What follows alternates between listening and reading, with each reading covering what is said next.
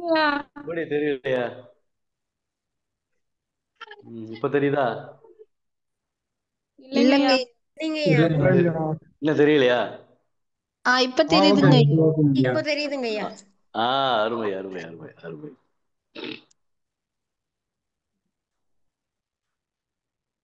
அன்பிற்கும் பாராட்டுதலுக்கும் போற்றுதலுக்கும் வணக்கத்திற்கும் உரிய என் அற்புதமான டிஎன்பிஎஸ்சி தேர்வை எழுதி கிராம நிர்வாக அலுவலராக பதவியேற்றம் செய்திருக்கக்கூடிய உங்கள் அத்தனை பேர்களுக்கும் என்னுடைய அற்புதமான வணக்கத்தினை இந்த இடத்தில் தெரிவித்துக் கொள்கின்றேன். எல்லாரும் மைக்கை மட்டும் ஆஃப் பண்ணிக்கிறேன். சபிதா சிவா மைக் ஆஃப் பண்ணிக்கிறேங்க.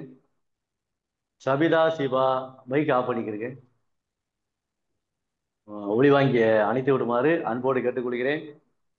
அது மாதிரி வெங்கடேசன் ஐயா ஐயா மைக்கை ஆஃப் பண்ணிக்கிறேங்க. என்னைய டிஸ்டர்ப் பண்ணக்கூடாது. நான் பாடு போய்கிட்டே இருப்பேன். இதை போய் பேசினோம்னா இப்படி பேசிக்கிட்டே இருந்தோம்னா டைம் போய்கிட்டே இருக்கும். ஒரு போர்ஷன் முடிக்க முடியாது. அதில் அற்புதமான நிலையில வந்திருக்கக்கூடிய உங்கள் அத்தனை பேர்களையும் வணங்கி மகிழ்வதில் மிக்க மகிழ்ச்சி அடைகிறேன். கடந்த வகுப்புல என்ன பார்த்தோம் அப்படிங்கிறது அப்படியே போர்டில் இருக்கு.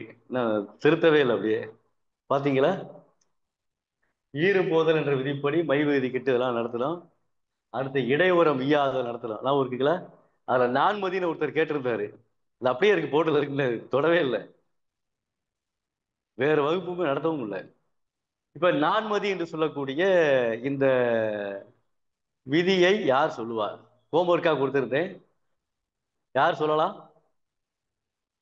சார்? இந்த நாள் தான் சார் நடத்துறீங்க. இப்போ உடனே கேட்டா எப்படி சார் சொல்றதெல்லாம் கேட்கக்கூடாது. நான்மதி என்பதற்கு அதற்கு புணர்ச்சி விதி. விதி சொல்லாட்டாலும் பரவாயில்ல. இது நான்மதிங்கிறது எப்படி பிரியும்? நாள் பிளஸ் மதி. நாள் கூட்டல் மதி. நாள் கூட்டல் மதி என்று பிரியும். இந்த இல்லு என்ன ஆகும்? இன்னாக மாறும். இந்த இல்லு இன்னாக மாறும். ஏன்னா இங்க காசா தப்பா இல்ல. இங்க காசா தப்பா இருந்துச்சுன்னா நாட்டுன்னு மாறும். புரிஞ்சுக்கிட்டீங்களா? காசா தப்பா இருந்துச்சுன்னா நாட்டுன்னு மாறும். இங்க நான் கூட்டல் மதி அப்படிங்கிறது நாள் மதி என்று வரக்கூடியது. நான்மதின்னு வராது. ரெண்டு சொல்லிட்டு போட்டு நான்மதின்னு வராது. நாள் கூட்டல் மதி தான் நான்மதி அப்படின்னு வருது. அப்புறம் பொதுலகர இல்லு வருகின்ற பொழுது இன்னாக மாறும் என்பது ஒரு விதி இருக்கிறது. அந்த விதியை நம்ம அப்புறம் சொல்லலாம், அடுத்த வகுப்புல சொல்லிக்கலாம். இப்ப நான்மதி அப்படிங்கிறத பிரிக்கின்ற பொழுது நாள் கூட்டல் மதி என்று பிரித்தால் மிகச் சிறப்பாக இருக்கும். இந்த மதி என்பது மேங்கிறது காசா தப்பல வரல. அதனால இல்லு என்ன செய்யாது? இட்டாகவோ வேற ஏதாவது மாறாது. இந்த இல்லு இன்னாக மாறுகிறது. சரிங்களா? இதுதான் என்னுடைய விதியாக சொல்லப்படுகிறது. இப்ப நம்ம என்ன செய்ய போறோம்? ஈறுபோதல் பார்த்துட்டோம், இடையுற வியாதல் பார்த்தாச்சு. அடுத்து இதெல்லாம் அழிச்சிடல, போன வகுப்புல நடத்துனது. சரிங்களா? இது உங்களுக்கு எல்லாருக்குமே தெரிஞ்சிருக்குன்னு நினைக்கிறேன். போன வகுப்புல நடத்துறத பார்த்தாச்சு. இப்ப எந்த வகுப்பாவது இதுல விடுபட்டு இருக்கா? இல்லையில இந்த ஜனவரி மாதத்துக்கு 4 வாரத்திற்கான வகுப்புகள் நடந்திருக்கா? ஏதாவது விட்டு போயிருக்கா பாருங்க. யாராவது சொல்ல முடியுமா? ஏதாவது விட்டு போயிருக்கா? இல்ல அப்படித்தானே? எல்லாமே நம்ம விடுபட்ட வகுப்பு இல்லைங்கய்யா, நடத்தியாச்சு நினைக்கிறேன். சரியாதான் அப்படித்தானே? இருக்கு. சரியா இருக்கா? சரியா 4 இருக்கு. மாதத்திற்கு 4 வகுப்பு அப்படிங்கிறது சரியா இருக்குல்ல? எதுவும் விட்டு போகல. சரி, ரைட், இல்லைங்கய்யா. ஓகே. அருமை அருமை அருமை அருமை. சரி, இப்போ அடுத்து தன்னொற்று இரட்டல். மூன்றாவதுல தன்னொற்று இரட்டல். தன்னொற்றிரட்டல். தன்னொற்று இரட்டல் என்று சொல்லக்கூடிய ஒரு அற்புதமான தன்மையில பார்க்க போறோம். தன்னொற்று இரட்டல். இந்த தன்னொற்று தன் ஒட்டு இரட்டல். தன்னொற்று இரட்டல் அப்படின்னு சேர்த்து எழுதக்கூடியதுல வரக்கூடியது. அப்ப தன்னொற்று இரட்டல் அப்படின்னா அந்த ஒற்றானது இன்னொரு ஒற்றாக மாறும். இப்ப இன்னுன்னு வச்சுருங்களேன், இந்த இன்னொரு இன்னாக மாறும். அவ்வளவுதான். இந்த இன்னொரு இன்னாக மாறும். அதே தன் ஒற்று இன்னொரு இன்னாக மாறக்கூடியது. அதே தன்னொற்று இரட்டல் அப்படின்னு சொல்றது. சரிங்களா? இதுக்கு நம்ம ஒரு எடுத்துக்காட்டு பார்க்க போறோம். எடுத்துக்காட்டு என்ன பார்க்கலாம் அப்படின்னா, இப்ப பாருங்களேன். இப்ப சிற்றோடை அப்படின்னு இருக்கு. சிற்றோடை அப்படின்னு இருக்கு. இருக்கா? சிற்றோடை அப்படின்னு இருக்கு. இதை பிரிச்சா எப்படி பிரிக்கலாம்? சிறுமை கூட்டல் ஓடைன்னு பிரிக்கலாம். சிறுமை கூட்டல் ஓடை அப்படி. சிறுமை கூட்டல் ஓடைன்னு பிரிக்கலாம். சிறுமை கூட்டல் பிரிச்சோம்னா இப்ப மை விகுதி கெட்டுரும். அப்ப ஈறு போதல், முதல் பாயிண்ட், ஈறு போதல் என்ற விதிப்படி, ஈறு போதல் என்ற விதிப்படி மை விகுதி கெட்டு சிறு கூட்டல் ஓடை என்று ஆனது. ஓகேங்களா? முதல் விதி தெரிஞ்சுக்கிட்டீங்களா? ஈறு போதல் என்ற விதிப்படி மை விகுதி கெட்டு சிறு கூட்டல் ஓடை என்று ஆனது. இது தன்னொட்டு இரட்டலுக்கான விதி சொல்ல போறேன். தன்னொற்று எப்படி எப்படி வருகிறது என்பதற்கு சொல்ல போறோம். இப்ப சிறு கூட்டல் ஓடை என்ன செய்யறோம்? இப்படி எழுதிக்கிறோம். சிறு கூட்டல் ஓடை அப்படிங்கிறது. சிறுங்கிறது நிலைமொழி, ஓடைங்கிறது வருமொழி. இந்த நிலைமொழியும் வருமொழியும் சேருகின்ற பொழுது எந்த மாதிரி புணரும் அப்படிங்கிறது சொல்லுகின்ற பொழுது, இப்ப சிறுன்னு இருக்கு பாத்தீங்களா? இந்த சிறுல என்ன ஆகும் அப்படின்னா, இந்த ரூ இருக்கு பாத்தீங்களா? இந்த ரூ வந்து இற்று கூட்டல் ஊ. இற்று கூட்டல் ஊ தானே. இது என்ன எழுத்து? உயிர் எழுத்து. உயிர் வரின். இந்த உயிர் வரின் வருமொழியில முதல் எழுத்து உயிரெழுத்தாக இருந்தால், நிலைமொழியிலையும் முதல் எழுத்து உயிரெழுத்தாக இருந்தால், இந்த ரெண்டு எழுத்துக்கள்ல அந்த உகரமானது போயிடும். இதுக்கு என்ன விதி? உயிர் வரின். இரண்டாவது உயிர் வரின் உக்குரல் மெய்விட்டு ஓடும். மெய்விட்டு ஓடும். இதுக்கு என்ன விதி? என்ன விதி அப்படின்னா உயிர் வரின், இந்த உயிரெழுத்து வரின், இந்த உக்குரல், இந்த உகரமானது எதை விட்டு போயிடும்? இந்த மெய்யெழுத்தை விட்டு ஓடி போயிடும். ஓடி போச்சா? போயிருச்சுல. ஓடி போயிருச்சுல. ஓடி போன பிறகு இப்ப என்ன செய்யறோம்? இத சீய எழுதுறோம், அந்த இற்று எழுதுறோம். இற்று கூட்டல் ஓடை அப்படின்னு இருக்கா? சிட் ஓடை. இப்ப ஊனா காணாமல. உயிர்வரின் உக்குரல் மெய்விட்டு ஓடும் என்று சொல்லுகின்ற பொழுது இது என்ன காணா? இந்த உகரத்தை காணா, ஓடி போயிடுச்சு. இந்த மெய்யெழுத்தை விட்டு ஓடி போயிடுச்சு. ஏன் ஓடி போச்சு இல்லை கேட்கக்கூடாது. சரிங்களா? விதி சொல்றாங்க. சரிங்களா? அப்ப இற்று அப்படியே நிக்கிறது. அப்ப சிற்று ஓடைன்னு இருக்கு. இப்ப தன்னொற்று இரட்டல் என்று சொல்லக்கூடிய ஒரு விதி ஒன்று இருக்கிறது. ஏற்கனவே சொன்னீங்கல்ல, ஈறுபோதல், இடையுகரம் ஈயாதல், ஆதி நீடல், அடியகரம் ஐயாதல், தன்னொட்டு இரட்டல் சொல்லும் பார்த்தீங்களா? அந்த தன்னொட்டு இரட்டல்ல வரக்கூடிய ஒன்று. இப்ப தன்னொட்டு இரட்டல் பார்க்க போறோம். உயிர்வரின் உக்குரல் மெய்விட்டு ஓடும் என்ற விதிப்படி இந்த சிட்டு இருக்கு பாத்தீங்களா? இந்த இற்றோட இற்றோட இன்னொரு இற்று சேரும். இன்னொரு இற்று சேர்ந்து ஓடையா வரும். அப்ப என்ன சொன்னேன்? இந்த தன் ஒற்று இரட்டல். இரட்டல்னா ரெட்டிப்பாக மாறுதல், ரெண்டாக வரும். அப்ப இற்று இற்று வந்துருச்சா? அப்ப சிட் சிட் ஓடை அப்படின்னு இருக்கு. சிற்றோடை அப்படின்னு, சிற்றோடை அப்படின்னு இருக்கு. அப்படி இருக்கும் பொழுது இந்த இற்றையும் இந்த ஓவையும் என்ன செய்யறோம்? சேர்க்கிறோம். சேர்க்கும் போது இற்று கூட்டல் ரோ, ரோன். அப்ப சி இற்றோடை வந்துருச்சா? சிற்றோடை வந்துருச்சா? இதற்கு என்ன விதி? மூன்றாவது விதி என்னது? உடல் மேல் உயிர் வந்து ஒன்றுவது ஐயா போர்டு கீழே இயல்பே. தெரியல ஐயா. இல்லையா? போர்டு கீழே தெரியல, கடைசியில் இருந்தது. கடைசி தெரியலையா? அதே அதே அதே. Right right. இப்ப மூணாவதுக்கு மறுபடியும் எழுதி போடுறேன். மூணாவதுக்கு இதுவரை தெரியுதா? சிற்றோடை வரை தெரியுதா? இதுவரை தெரியுதா? தெரியுதுங்க ஐயா. இதுவரை தெரியுதா? இதுவரை தெரியுது இல்ல? ரைட். இப்ப வந்து மூணாவதுக்கு வந்து எழுத போறேன். என்ன? உடல் மேல் உயிர் வந்து ஒன்றுவது இயல்பே. இயல்பே என்ற விதிப்படி என்னாக வந்துருச்சு? ஐயா ஒரு சந்தேகம். கேளுங்க. உயிர் வரின் உக்குரல் மெய்விட்டு ஓடும் நீங்க, அது ரெண்டாவது விதி இல்லையா? மூணாவது தன்னொற்று இரட்டல் வருது இல்லைங்களா? மூணாவது அதுதான். அதே மூணாவது தன்னொற்று இரட்டல். மூணாவது தன்னொற்று தன்னொற்று இரட்டல். தன்னொற்று இரட்டல். ஆமா, அது தன்னொற்று இரட்டல். இற்று வந்து இன்னொரு இற்றாக மாதிரி சொல்லி எழுதாம வேற ஒண்ணுல. தன்னொற்று இரட்டல் விதிப்படி இற்று வந்து இன்னொரு இற்றா வருது. சிற்றோட தன்னொற்று இரட்டல் இந்த ஒற்று இன்னொரு இற்றாக வருது. அப்ப மூன்றாவது நாலாவது இதுல வருது. அப்படி வச்சுக்கலாமா? இப்ப புரியுதா? இப்ப சந்தேகம் இல்லையே? கேட்டால் சொல்லுங்கயா. சந்தேகம் இல்லைன்னு சொல்லுங்கயா. இல்லைங்கய்யா. அப்ப சொல்லணும்ல. அப்பதானே, இல்லாட்டி சந்தேகமாவே இருக்கல நினைச்சுக்கிட்டு இருப்பேன். சரிங்களா? சரி. அப்ப 1, 2, 3, 4 என்று சொல்லக்கூடிய 4 விதிகள் இதற்கு பொருத்தமாகிறது. சிற்றோடை என்பதற்கு பொருத்தமாகிறது. தெரிஞ்சுக்கிட்டீங்களா? வேற விதிக்கு போயிடலாமா? சரி. இப்ப தன்னொற்று இரட்டல். அடுத்து நம்ம பார்க்கக்கூடியது என்னன்னு பாத்தீங்கன்னா, முன்னின்ற மெய்தெரிதல். முன்னின்ற மெய்தெரிதல். ஆதி நீடல் அடுத்து சொல்றேன் உங்களுக்கு. ஆதி நிடல், ஈறுபோதல், இடையறம் மையாதல், ஆதி நிடல், அடியறம் மையாதல், தன்னொற்று இரட்டல் பார்த்தாச்சு. இப்ப முன்னின்ற மெய்தெரிதல் பார்த்துட்டு அடுத்து உங்களுக்கு சொல்றேன் நான். இப்ப முன்னின்ற மெய்தெரிதல் என்று சொல்லக்கூடிய ஒரு தன்மையில பார்க்க போறோம். இப்ப முன்னின்ற மெய்தெரிதல், முன்னின்ற மெய் தெரிதல் அப்படின்றது. இந்த முன்னின்ற மெய்தெரிதலுக்கு என்ன விதி சொல்லலாம் அப்படின்னா, என்ன எடுத்துக்காட்டு சொல்லலாம்? வெஞ்சினம் அப்படின்றது. வெஞ்சினம்.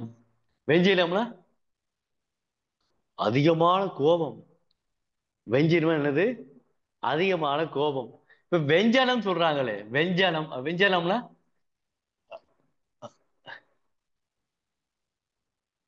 சாப்பாடு யாருக்கா கேட்கறது தெரியும்? சாப்பிடும்போது தொட்டுக்கிறது வெஞ்சனம் இருக்குல்ல, அந்த வெஞ்சனம் தானே. ஆமா. வெஞ்சனம். வெஞ்சனம். வெஞ்சனம். இந்த சனம் சினம்ங்கிறது வேற, இங்க சனம்ங்கிறது வேற. வெஞ்சனம். வெஞ்சனம் ஏன் பேர் வந்துச்சு? வெஞ்சனம் ஏன் பேர் வந்துச்சு? ஏங்க தொட்டுக்கிறதுக்கு எத்தனை முட்டைக்கோசு சாப்பிட்ருக்கீங்க, உருளைக்கிழங்கு சாப்பிட்ருக்கீங்க, எத்தனை வெஞ்சனம். சோறு போட்டா வெஞ்சனம் வைங்கன்னு சொல்றீங்க இல்லைங்க, வெஞ்சனம் ஏங்க பேர் வந்துச்சு? இதே வகுமா வகுப்பு இதுதே. யார் சொல்றா?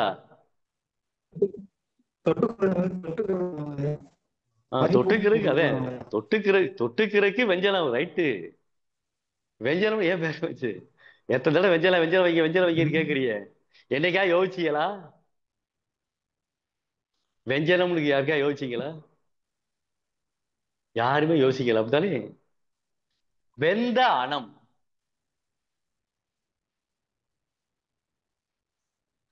வெம்மையான அனம். அனம் என்றாலே வழிகிற பொருள். வெப்பத்தின் மூலமாக வந்த உணவு, வெப்பத்தின் வழியாக வந்த உணவுதான் வெஞ்சனம். அது வெந்த அனம் அப்படிங்கிறது. சரிங்களா? அப்ப அந்த அடிப்படையில இது வேற இது வேற. வெஞ்சனம், வெஞ்சினம், வெஞ்சனம் சொல்லுங்க எடுத்துக்காட்டு சொல்லுது. இதை நீ தெரிஞ்சுக்கிட்டீங்களா? வெஞ்சனம்னா என்னன்னு, வெந்த அனம். சரிங்களா? அப்ப அந்த அடிப்படையில வெஞ்சினம்ங்கிற பார்க்க போறோம். வெஞ்சினத்தை பிரிச்சோம்னா யாரு வெஞ்சினத்தை பிரிப்பா? வெஞ்சினத்தை யார் பிரிக்கிறது? கௌசல்யா பிரிங்க. கௌசல்யா வாங்க. கௌசல்யா கௌசல்யா கௌசல்யா வாங்க. கௌசல்யா மேடம் வாங்க. அடேங்கப்பா மைக்கு பயங்கரமா இருக்கேன். வாய்ப்பே இல்ல, வாய்ப்பே இல்ல. கேக்குது, தெளிவா கேட்கல. சரி அப்படியே இருங்க, அப்படியே வச்சுக்கிறீங்க. சரிங்களா? வெஞ்சனத்துக்கு என்ன சொல்லலாம்? வெம்மை கூட்டல் சிலம். வெம்மை கூட்டல் சிலம் என்று மாறுகிறது. சரிங்களா? அப்ப வெம்மை கூட்டல் சிலங்கிற போது முதல் விதி என்னது? சரி சரி மைக் ஆஃப் பண்ணிக்கிறது. மைக் ஆஃப் பண்ணி கேட்டாச்சு, கேட்ட முடிச்சு. ஈறுபோதல் என்ற விதிப்படி மை விதி கெட்டு வெம் கூட்டல் சிலம் என்று ஆகிறது. வெம் கூட்டல் சிலம் என்று ஆகிறது. சரிங்களா? இப்ப அடுத்து முன்னின்ற மெய்தெரிதல். முன்னின்ற மெய். முன்னின்ற மெய்னா நிலைமொழியில இந்த மெய்யெழுத்து, இந்த மெய்யெழுத்து எதுவாக மாறுதுன்னா, முன்னின்ற மெய் வந்து இந்த இனத்திற்கு, இந்த சாக்கி இனமான எழுத்து இல்ல இஞ்சு. அப்ப எம்முக்கு பதிலாக இஞ்சு வருது. அப்ப வெஞ்சினம் என்று வருகிறது. சரிங்களா? வெஞ்சினம் என்று வருகிறது. அப்ப முன்னின்ற மெய்தெரிதல் என்ற விதிப்படி வெஞ்சினம்ங்கிறது ஈறுபடு விதிப்படி மைவிதி கெட்டு வெம்கூட்டல் சினம் என்று ஆகிறது. அடுத்து வந்து முன்னின்ற மெய்தெரிதல். இரண்டாவது முன்னின்ற மெய்தெரிதல் என்ற விதிப்படி, முன்னின்ற மெய்தெரிதல் என்ற விதிப்படி இந்த இம்முன்னு சொல்லக்கூடிய மெய்யெழுத்தானது மாறி இதற்கு இனமான எழுத்து தெரிந்து வருகிறது. இந்த மெய்யெழுத்தானது தெரிந்து வருகிறது. அப்ப முன் நின்ற இந்த மெய்யானது இன்னொரு எழுத்தாக தெரிந்து வருகின்றது. அப்ப முன்னின்ற மெய்தெழுதல் என்ற விதி இதுக்கு பொருத்தமாக இருக்கிறது. அப்ப வெஞ்சிலம்ங்கிறது வெம்மை கூட்டல் சிலம் வெஞ்சிலம் என்று வருகிறது. இதெல்லாம் வச்சுக்கிட்டீங்களா? சரி. அடுத்து ஏற்கனவே ஈறு போதல் இடையவரகம் இய்யாதல் பார்த்தோம். இப்ப என்ன பார்க்க போறோம்? ஆதி நீடல் பார்க்க போறோம். ஆதி நீடல். ஆதி நீடல்னா என்னது? ஆதினா என்னது? ஆதினா என்னது? முதல். தொடக்கம். தொடக்கம். ஆதினா என்னது? தொடக்கம், முதல். ஆதினா என்னது? முதல்கிற பொருளை குறிக்கக்கூடிய ஒன்று. சரிங்களா? இப்ப நம்ம எத்தனாவது விதி பார்க்க போறோம்?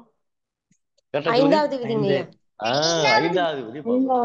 ஐந்தாவது விதி ஆதி நீடல் அப்படின்னு. ஆதி நீடல் என்று சொல்லக்கூடிய ஒரு அற்புதமான விதி ஒன்று இருக்கிறது.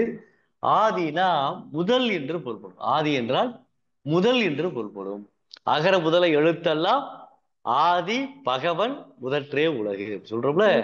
ஆதி பகவன்கிறது சில பேர் பகலன் வேற சொல்லுவாங்க. அது தவறானது. அப்ப ஆதி பகவன் என்பது சரியானது. இப்ப ஆதி பகவன் அப்படிங்கிற போது ஆதி நீடல் அப்படின்னு சொல்றோம். அப்ப ஆதி நீடலுக்கு என்ன சொல்லலாம் அப்படின்னா, இதற்கு என்ன விதி சொல்லலாம்? சேவடி. சேவடி அப்படின்னு போட்ட போது இதை பிரிக்கின்ற பொழுது செம்மை கூட்டல் அடி என்று ஆகிறது. செம்மை கூட்டல் அடி. போல செம்மைன்னா என்னங்க அர்த்தம்?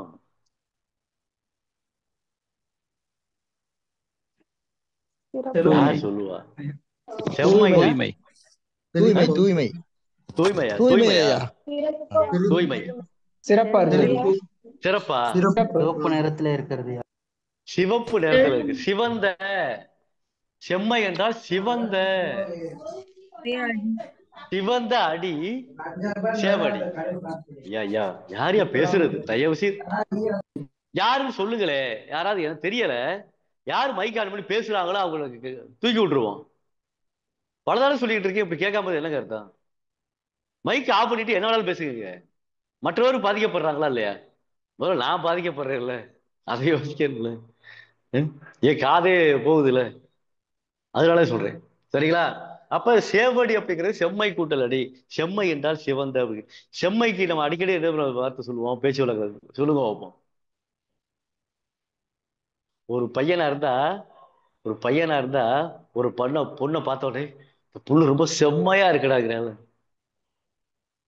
சொல்றாளா இல்ல? இதே ஒரு பொண்ணு ஒரு ஆம்பளை பார்க்கும்போது ஆள் செம்மையா இருக்காண்டி, செம்மையா இருக்காண்டி அப்படின்னு என்ன அர்த்தம்?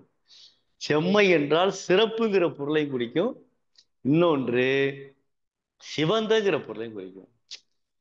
செமடா, செம பாய் சில பேரு. செம, செம கட்டடா அப்படி பாயில. அந்த செம கட்டை அப்படி செம்மை கட்டை. அது செம்மை என்பது செமன் பேச்சு வழக்கில் வருகிறது. அப்ப செம கட்டை அப்படின்னா செம்மையா இருக்குடா, செம்மையாடா. அப்ப செம்மை என்றால் அது சுருங்கிய வடிவம் தான்.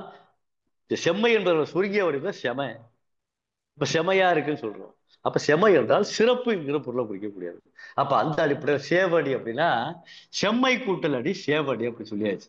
இப்ப செம்மை கூட்டல் சேவடியில என்ன செய்ய போறோம்? முதல் விதி பார்க்க போறோம். முதல் விதி என்னது? ஈறு போதல். ஈறு போதல் விதிப்பது மை விதி கட்டு செம் கூட்டல் அடி என்று ஆகிறது. செம் கூட்டல் அடி என்று ஆகிறது. ஆயிருச்சா? அடுத்து என்ன வரும்? ஈறுபதல் விதிப்பதி செம் கூட்டல் அடி செம்மடி என்று வந்திருக்கிறது. அடுத்து ஆதி நீடல். இரண்டாவது ஆதி நீடல் என்ற விதிப்படி. ஆதி நீடல் விதிப்படி ஆதினா என்ன சொன்னோம்? முதல் சொல்லமா? ஆதினா முதல் சொல்லமா? நிலைமொழிய முதல் தெல்லெழுத்து சே. அது ஆதியா வந்துச்சா, நெடிலா வந்துச்சுன்னா, நீட்டு வந்துச்சுன்னா எப்படி வரும்? சேன். ஆதி நீடல். ஆதி நீடல்னா நெடிலெழுத்தாக மாறுதல். நீடல் என்றால் நெடிலெழுத்து என்று பெயர். அப்ப ஆதி நீடல்னா இந்த முதல் எழுத்து சேன் வரும். சே அப்படிங்கிறது சேன் வரும். அப்ப சே கூட்டல் சேயும் கூட்டல் அடின்னு வந்துருச்சு. இப்ப செம்மடின்னு இருக்கு, இங்க சேவடின்னு எல்லாம் வரணும். சேமடின்னு இருக்கு, இங்க சேவடி தான் வரணும். இப்ப இன்னொரு விஷயம் என்னன்னு கேட்டீங்கன்னா, இணையவும் என்ற மூன்றாவது, இணையவும் என்ற விதிப்படி, இணையவும் என்ற விதி, இணையவும் என்ற விதிப்படி இந்த மகரம் கெட்டுவிடும். மகரம் கெட்டுவிடும். மகரம் கெட்ட உடனே சேக்கூட்டல் அடி என்று ஆகிறது. சேக்கூட்டல் அடி என்று ஆகிறது. இணையம் என்ற விதிப்படி சேக்கூட்டல் அடிகிறது, சே அடின்னு வந்துருது. அடுத்தத இந்த சே என்ன இருக்கு, ஆ இருக்கா, சே என்ன இருக்கு, ஆ இருக்கா. இது வந்து எப்படி மாறும், வகர உடம்படுமை பெற்று வரும். வகர உடம்படுமை எப்படி வகர உடம்படுமை, இப்ப நிலைமொழியில என்ன எழுத்திருக்கு, சே இருக்குது, வறுமொழியில என்ன எழுத்திருக்கு, ஆ இருக்குது, அடி இருக்குது. நிலைமொழியில என்ன எழுத்து, இச்சு கூட்டல் ஏ, இச்சு கூட்டல் ஏ வருது. இது வறுமொழியில முதல் எழுத்து என்ன எழுத்திருக்கு, உயிரெழுத்து இருக்குது. அப்ப இந்த உயிரெழுத்தும் உயிரெழுத்தும் சேருவதற்கு வகர உடம்படுமை வரும். எவ்வு வரும், வகர உடம்படுமை எப்படி வரும் பாருங்க, சே கூட்டல் எவ்வு கூட்டல் அடி அப்படின்னு வரும். அப்ப இவ்வையும் ஆவை சேர்த்தோம்னா வா வரும். வா வந்தா சே கூட்டல் அடி சேவடி என்று வருகிறது. இதற்கு என்ன விதி, நான்காவது விதி, உடல் மேல் உயிர் வந்து ஒன்றுவது இயல்பை என்ற விதிப்படி சே கூட்டல் அடி சேவடி என்று மாறுகிறது. இவ்வை ஆவை சேர்த்தோம்னா இவ்வு மெய்யெழுத்து, ஆ உயிரெழுத்து, உடல் மேல் உயிர் வந்து ஒன்றுவது இயல்பை என்ற விதிப்படி இவ்வு கூட்டல்ல வா என்று மாறுகிறது, வ என்று மாறுகிறது. அப்ப இந்த அடிப்படையில ஆதிநிலை விதிப்படி உங்களுக்கு வந்தாச்சு. சரிங்களா. அடுத்து சார் கேளு. அது சே அடின்னு கூட வரலாம்ல சார். சேயடி, சேயடி, ஏன்னா ஏ முன்னாடி ரெண்டுமே. அதான் சே கூட்டல் சேயடின்னு வரும். இங்க சேயடின்னு என்று சொல்லுகின்ற பொழுது குழந்தையினுடைய அடிங்கிற பொருளை குறிக்கும். நல்லா புரிஞ்சுக்கிறீங்க. சேயடி என்று சொல்லுகின்ற பொழுது குழந்தையினுடைய அடியை குறிக்கும். இந்த சேவடி என்று சொல்லுகின்ற பொழுது இறைவனுடைய திருவடியை குறிக்கக்கூடியதாக இருக்கும். உன் சேவடியை தொழுகின்றேன் அப்படிங்கிறது. சரிங்களா. செம்மை கூட்டல் அடின்னு கொடுத்துட்டு ஆப்ஷன்ல சேவடி சேயடி ரெண்டு ஆப்ஷனுமே இருந்துச்சுன்னா எதை செலக்ட் பண்ணுங்க? ரெண்டு ஆப்ஷன் கொடுத்தா அதுக்கு கிளாரிபிகேஷன் மதிப்பெண் உண்டு. அப்ப ரெண்டுத்துல எது போட்டாலுமே சரிதான். எது போட்டாலும் சரி. அப்படி நிறைய கொஸ்டின் வந்திருக்கு. போன குரூப் 4ல நிறைய கொஸ்டின் வந்து பாத்தீங்கன்னா ஒரு 4-5 கொஸ்டின் வந்து ரெண்டு ஆன்சர் ஒரே மாதிரி இருக்கலாம் வந்திருக்கு. மறந்துட்டேன் நானு. ஆனா அதை நான் வீடியோவை போட்டிருக்கேன்னு நினைக்கிறேன். அதுல ஒரு வீடியோவை போட்டிருக்கேன்னு நினைக்கிறேன். அது யூடியூப்ல பார்த்தா தெரியும். எனக்கு எவ்வளவு ஞாபகம் வச்சுக்கிறது இல்ல. அதனால வந்து ரெண்டு ஆன்சர் ஒரே மாதிரி வந்தாலும் அது நீங்க போட்டுக்கலாம். சேயடின்னு போட்டிருந்தாலும் சேவடி போட்டுருந்தாலும் ஒரே மாதிரி பொருள் வரக்கூடிய ஒன்று. சரிங்களா, தெரிஞ்சுக்கிட்டீங்களா? ஏ முன்னாடி வந்து இவ்வும் ஈயும் ரெண்டுமே வரும் தானே ஐயா? ஆமா ஆமா, ஏ முன்னாடி இச்சு பிளஸ் அதான் அதான் அதான் இது இச்சு பிளஸ் ஏ வருகின்ற பொழுது, ஏ வருகின்ற பொழுது வகர உடம்படுமை வரும். இன்னொரு விஷயம் புரிஞ்சுக்கிறீங்களா, இங்க சே என்ன வந்திருக்கு அப்படின்னா இச்சு கூட்டல் ஏ வருது. அப்படித்தானே, அப்படித்தானங்க. இதுக்கு ஒரு விதி என்ன தெரியுமா விதி, நான் ஏற்கனவே சொன்னதுதான் நீங்க மறந்துட்டே நினைக்கிறேன். ஈ ஐ வழி அவ்வும் ஏனை உயிர் வழி வவ்வும் ஏமுன் இருமையும் வருதா. ஏமுன் அடுத்த வரி ஏமுன் இருமையும் அடுத்து என்ன வருது, உயிர்வரின் உடம்படும் மெய்யான்றாகும். ஏமுன் இருமையும் உடன்பரின் உயிர்மையாகும்.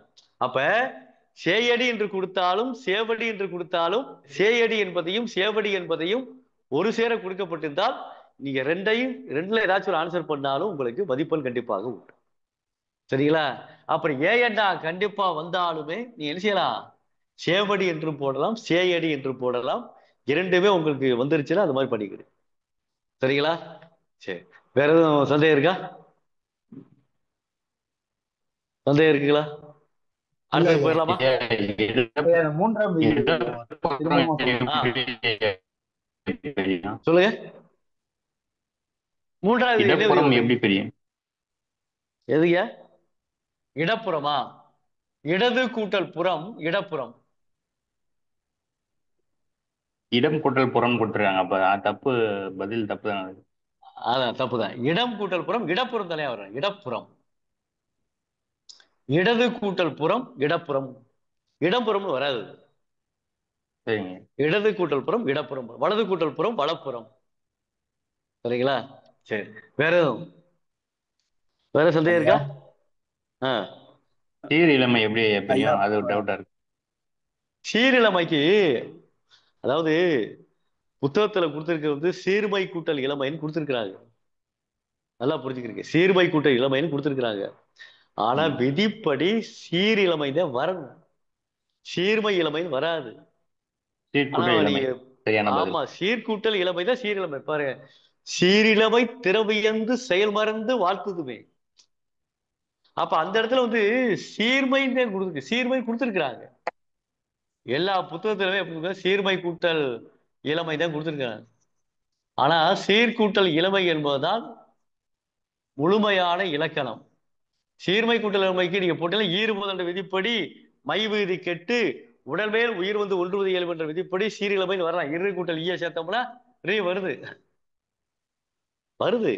ஆனாலும் இந்த இதுதான் சரியான பொருத்தம் சொல்லி சொல்றாங்க. எனக்கு இதுலயும் சந்தேகமா இருக்கு, இதுலயும் சந்தேகமா இருக்கு. ஏன்னா புத்தகத்துல எப்படி போட்டிருக்காங்களே, அப்படி சீர்மை இளமைன்னு அவங்க போட்டிருந்தாலும் சீர்மை இளமையில நீங்க போட்டிருக்கு. சரிங்களா? இது சீர் இளமை போட்டிருக்காங்களே, சீர்கூட்ட இளமை போட்டிருக்காங்களே, சீர்மை இளமையிலையும் போட்டிருக்கு. ஏன்னா புத்தகத்துல எந்த மாதிரி இருக்குதோ அதுதான் நம்ம கிளாரிஃபை பண்ணலாம். அடுத்து நீங்க தகுந்த பதில நீங்க கேட்டு தெரிஞ்சுக்கலாம். சரிங்களா? சரி. ரைட். அடுத்து வந்து சொல்லுங்க. புதுமை கூட்டல் ஊர் வந்து புத்தூரா இல்ல புதூருங்களா ஐயா? புதுமை கூட்டல் ஊர் புத்தூருங்கய்யா. புதுமை கூட்டல் ஊர் புத்தூர். புதுமை கூட்டல் ஊர் தான் புத்தூர் வருது. ஏற்கனவே ஒரு கேள்வி கேட்டிருக்காங்க நினைக்கிறேன். அப்படித்தானே? அப்போ லாஸ்ட்ல வந்து உடல் மேல் உயிர் வந்து ஒன்றுவது இயல்புன்ற விதி வராதுங்களா ஐயா? ஆமா ஆமா. இப்ப புதுமை கூட்டல் ஊர் தான் புத்தூர் என்று வருகிறது. புத்தூர் என்றாலே புத்தகம் என்றாலே புத்தகம் சொல்றீங்கல்ல, இந்த புத்தகத்தை பெரிய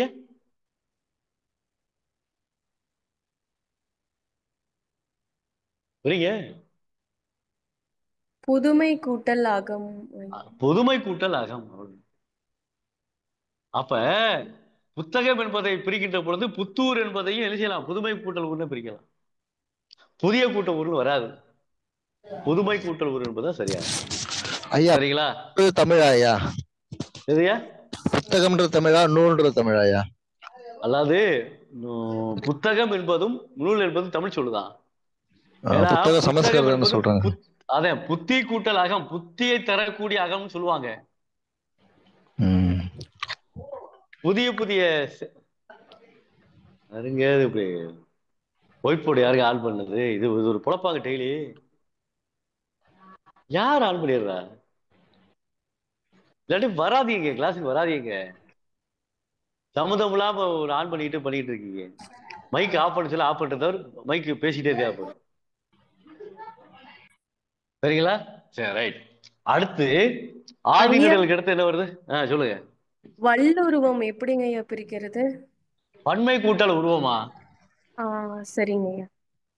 வன்மை கூட்டல் உருவம் வல்லுருவம். ஐயா இவருங்க நிறைய உங்களுக்கு நடத்துவேன், பிரித்தெழுது நடத்துவேன். அப்ப நீங்க கேளுங்க. பிரித்தெழுது சேர்த்தெழுது இவ்வளவு இருக்கு, குமிஞ்சு கிடக்கு. நடத்தணும், வேற வழி இல்லை. ஆனா இப்ப நீங்க அந்த புலைச்சுவதியை முடிச்சிட்டோம்னா அடுத்த பிரித்தெழுது போக போறோம். சரிங்களா? பிரித்தெழுது போக போறோம். அதனால கவலையப்படாதீங்க. உங்களுக்காக நான் தினந்தோறும் படிச்சுக்கிட்டு இருக்கேன். நான் படிச்சுக்கிட்டு இருக்கேன். இப்ப தினந்தோறும் நான் வந்து தூங்குறதுக்கு 12 மணி 1 மணி ஆகுது. நாளைக்கு என்ன நடத்தலாம்னு சொல்லி நான் படிக்க வேண்டியது இருக்குது. சரிங்களா? ஏற்கனவே படிச்சதை ஞாபகப்படுத்திக்கிட்டு இருக்கேன், அவ்வளவுதான். அதே மாதிரி நீங்க ஆரம்ப காலங்களில் படிச்சு ஞாபகப்படுத்திக்கிட்டு இருக்கீங்க. சரிங்களா? சரி. இப்ப அடுத்த விதி என்ன பார்க்க போறோம் அப்படின்னா, தன்னொற்று இரட்டல் பார்த்தாச்சுல. தன்னொற்று இரட்டல் பார்த்தாச்சு. என்னென்ன விதி பார்த்துருக்கோம் கேட்டா சொல்லுங்க பார்ப்போம். தன்னொற்று இரட்டல் பார்க்கலையா? பார்த்தாச்சு. ஈறுபோதல், ஆதி நிழல், இடையுகரம் இடை ஈயாதல், தன்னொட்டு ஆதி இரட்டல், நீடல்.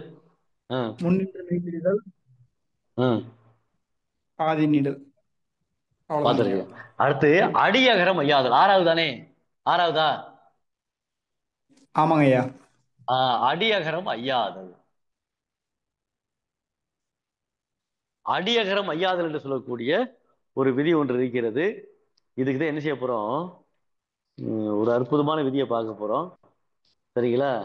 இதுல என்ன பார்க்கலாம் அப்படின்னா,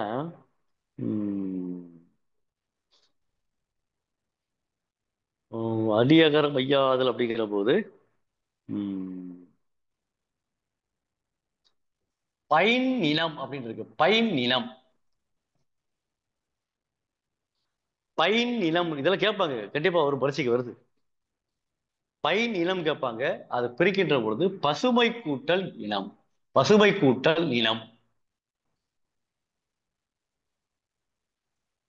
பசுமை கூட்டல் நிலம் என்று பிரிக்கிறோம். இதுக்கு முதல் விதி என்ன விதி? ஈறுபோதல். வந்துருச்சா? ஈறுபோதல் விதிப்படி மை விதி கெட்டு பசு கூட்டல் நிலம் என்று ஆனது. பசு கூட்டல் நிலம் என்று ஆனது. இப்ப பசு கூட்டல் நிலம் வந்துருச்சா? இப்ப அடியகரம் ஐயாதல். அடியகரம் ஐயாதல். அடியகரம் ஐயாதல். ஐயாதல் அப்படின்னா என்ன வரும்? இந்த இது என்னது? பசு தானே? பைசுன்னு மாறும். பைசு கூட்டல் நிலம் வரும். அடி அகரம் தானே? ஏன் அடி அகரம் சொல்றோம்? நான் கேட்கிறாள் சொல்லுங்க. கேட்கிறாள் சொல்லுங்க. கேட்கிறாள் யாரு வரலாம்? கேட்கிறாளு லீலா மேடம். வாங்க லீலா மேடம். லீலா மேடம், இது அடியகரம் சொல்றவே. அடியகரம் என்னது? இது அடியகரம் என்னது?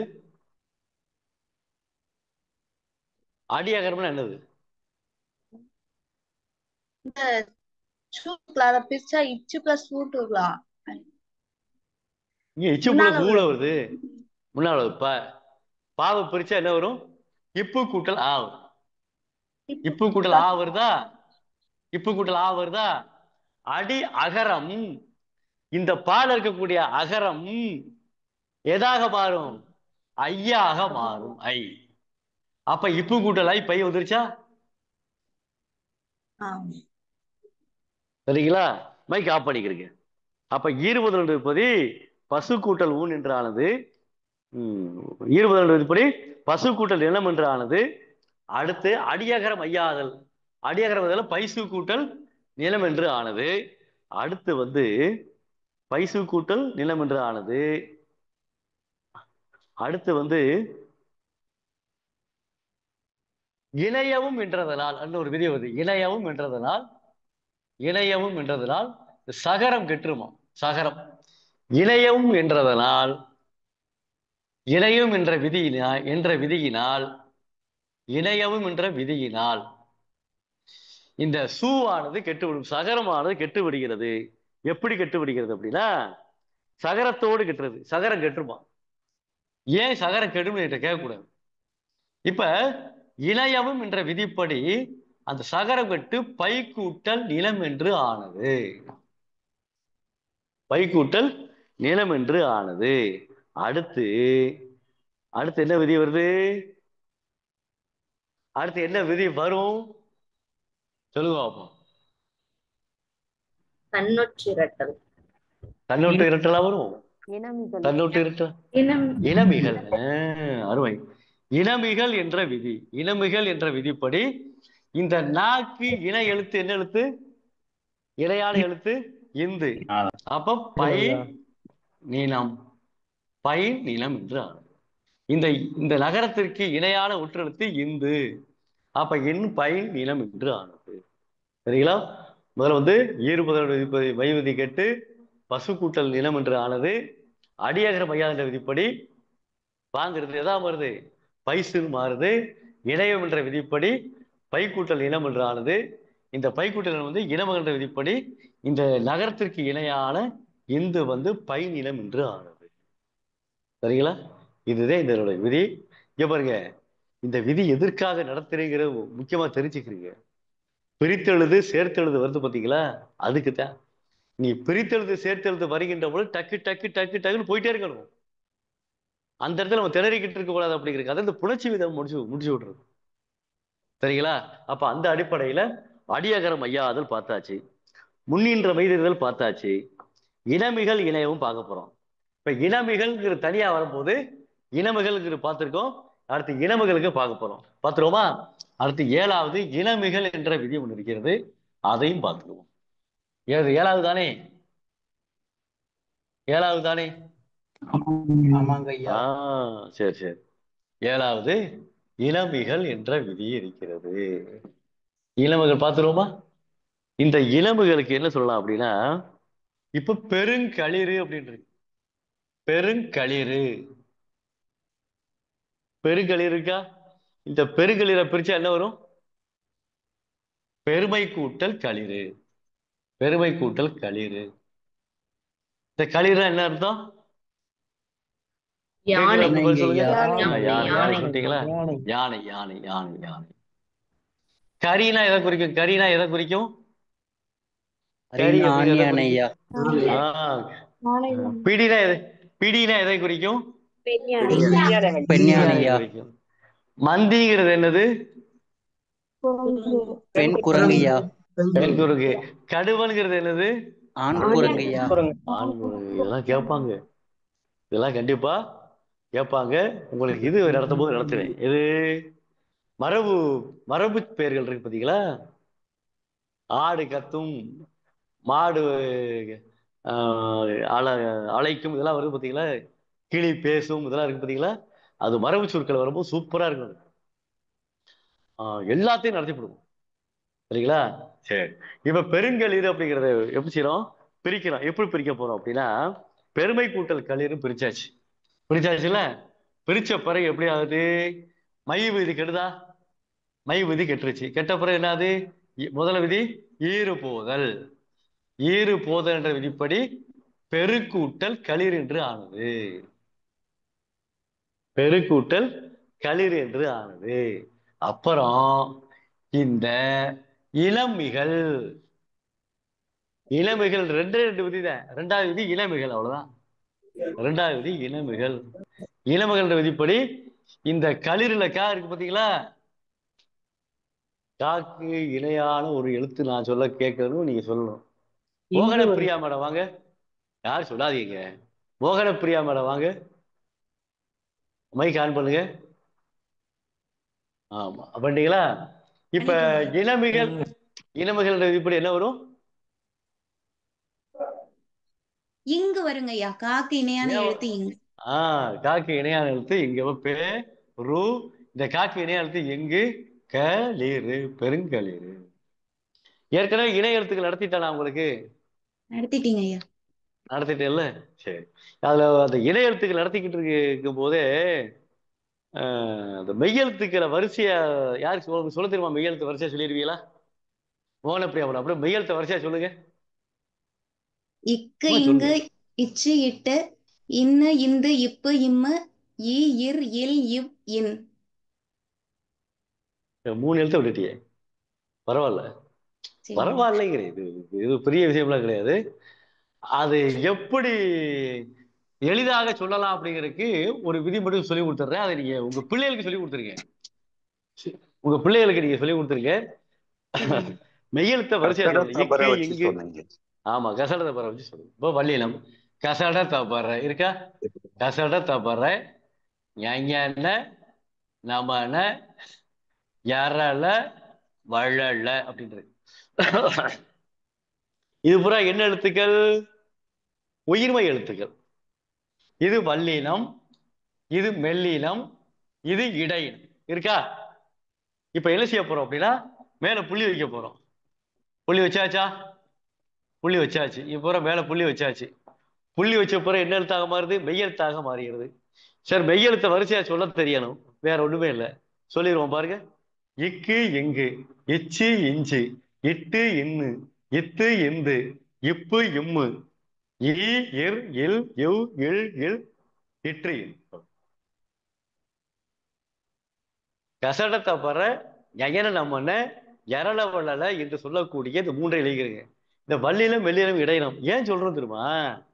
இது என்னைக்கும் வன்மையாத்தான் இருக்கும். அப்பான்னு சொல்லுங்களேன்,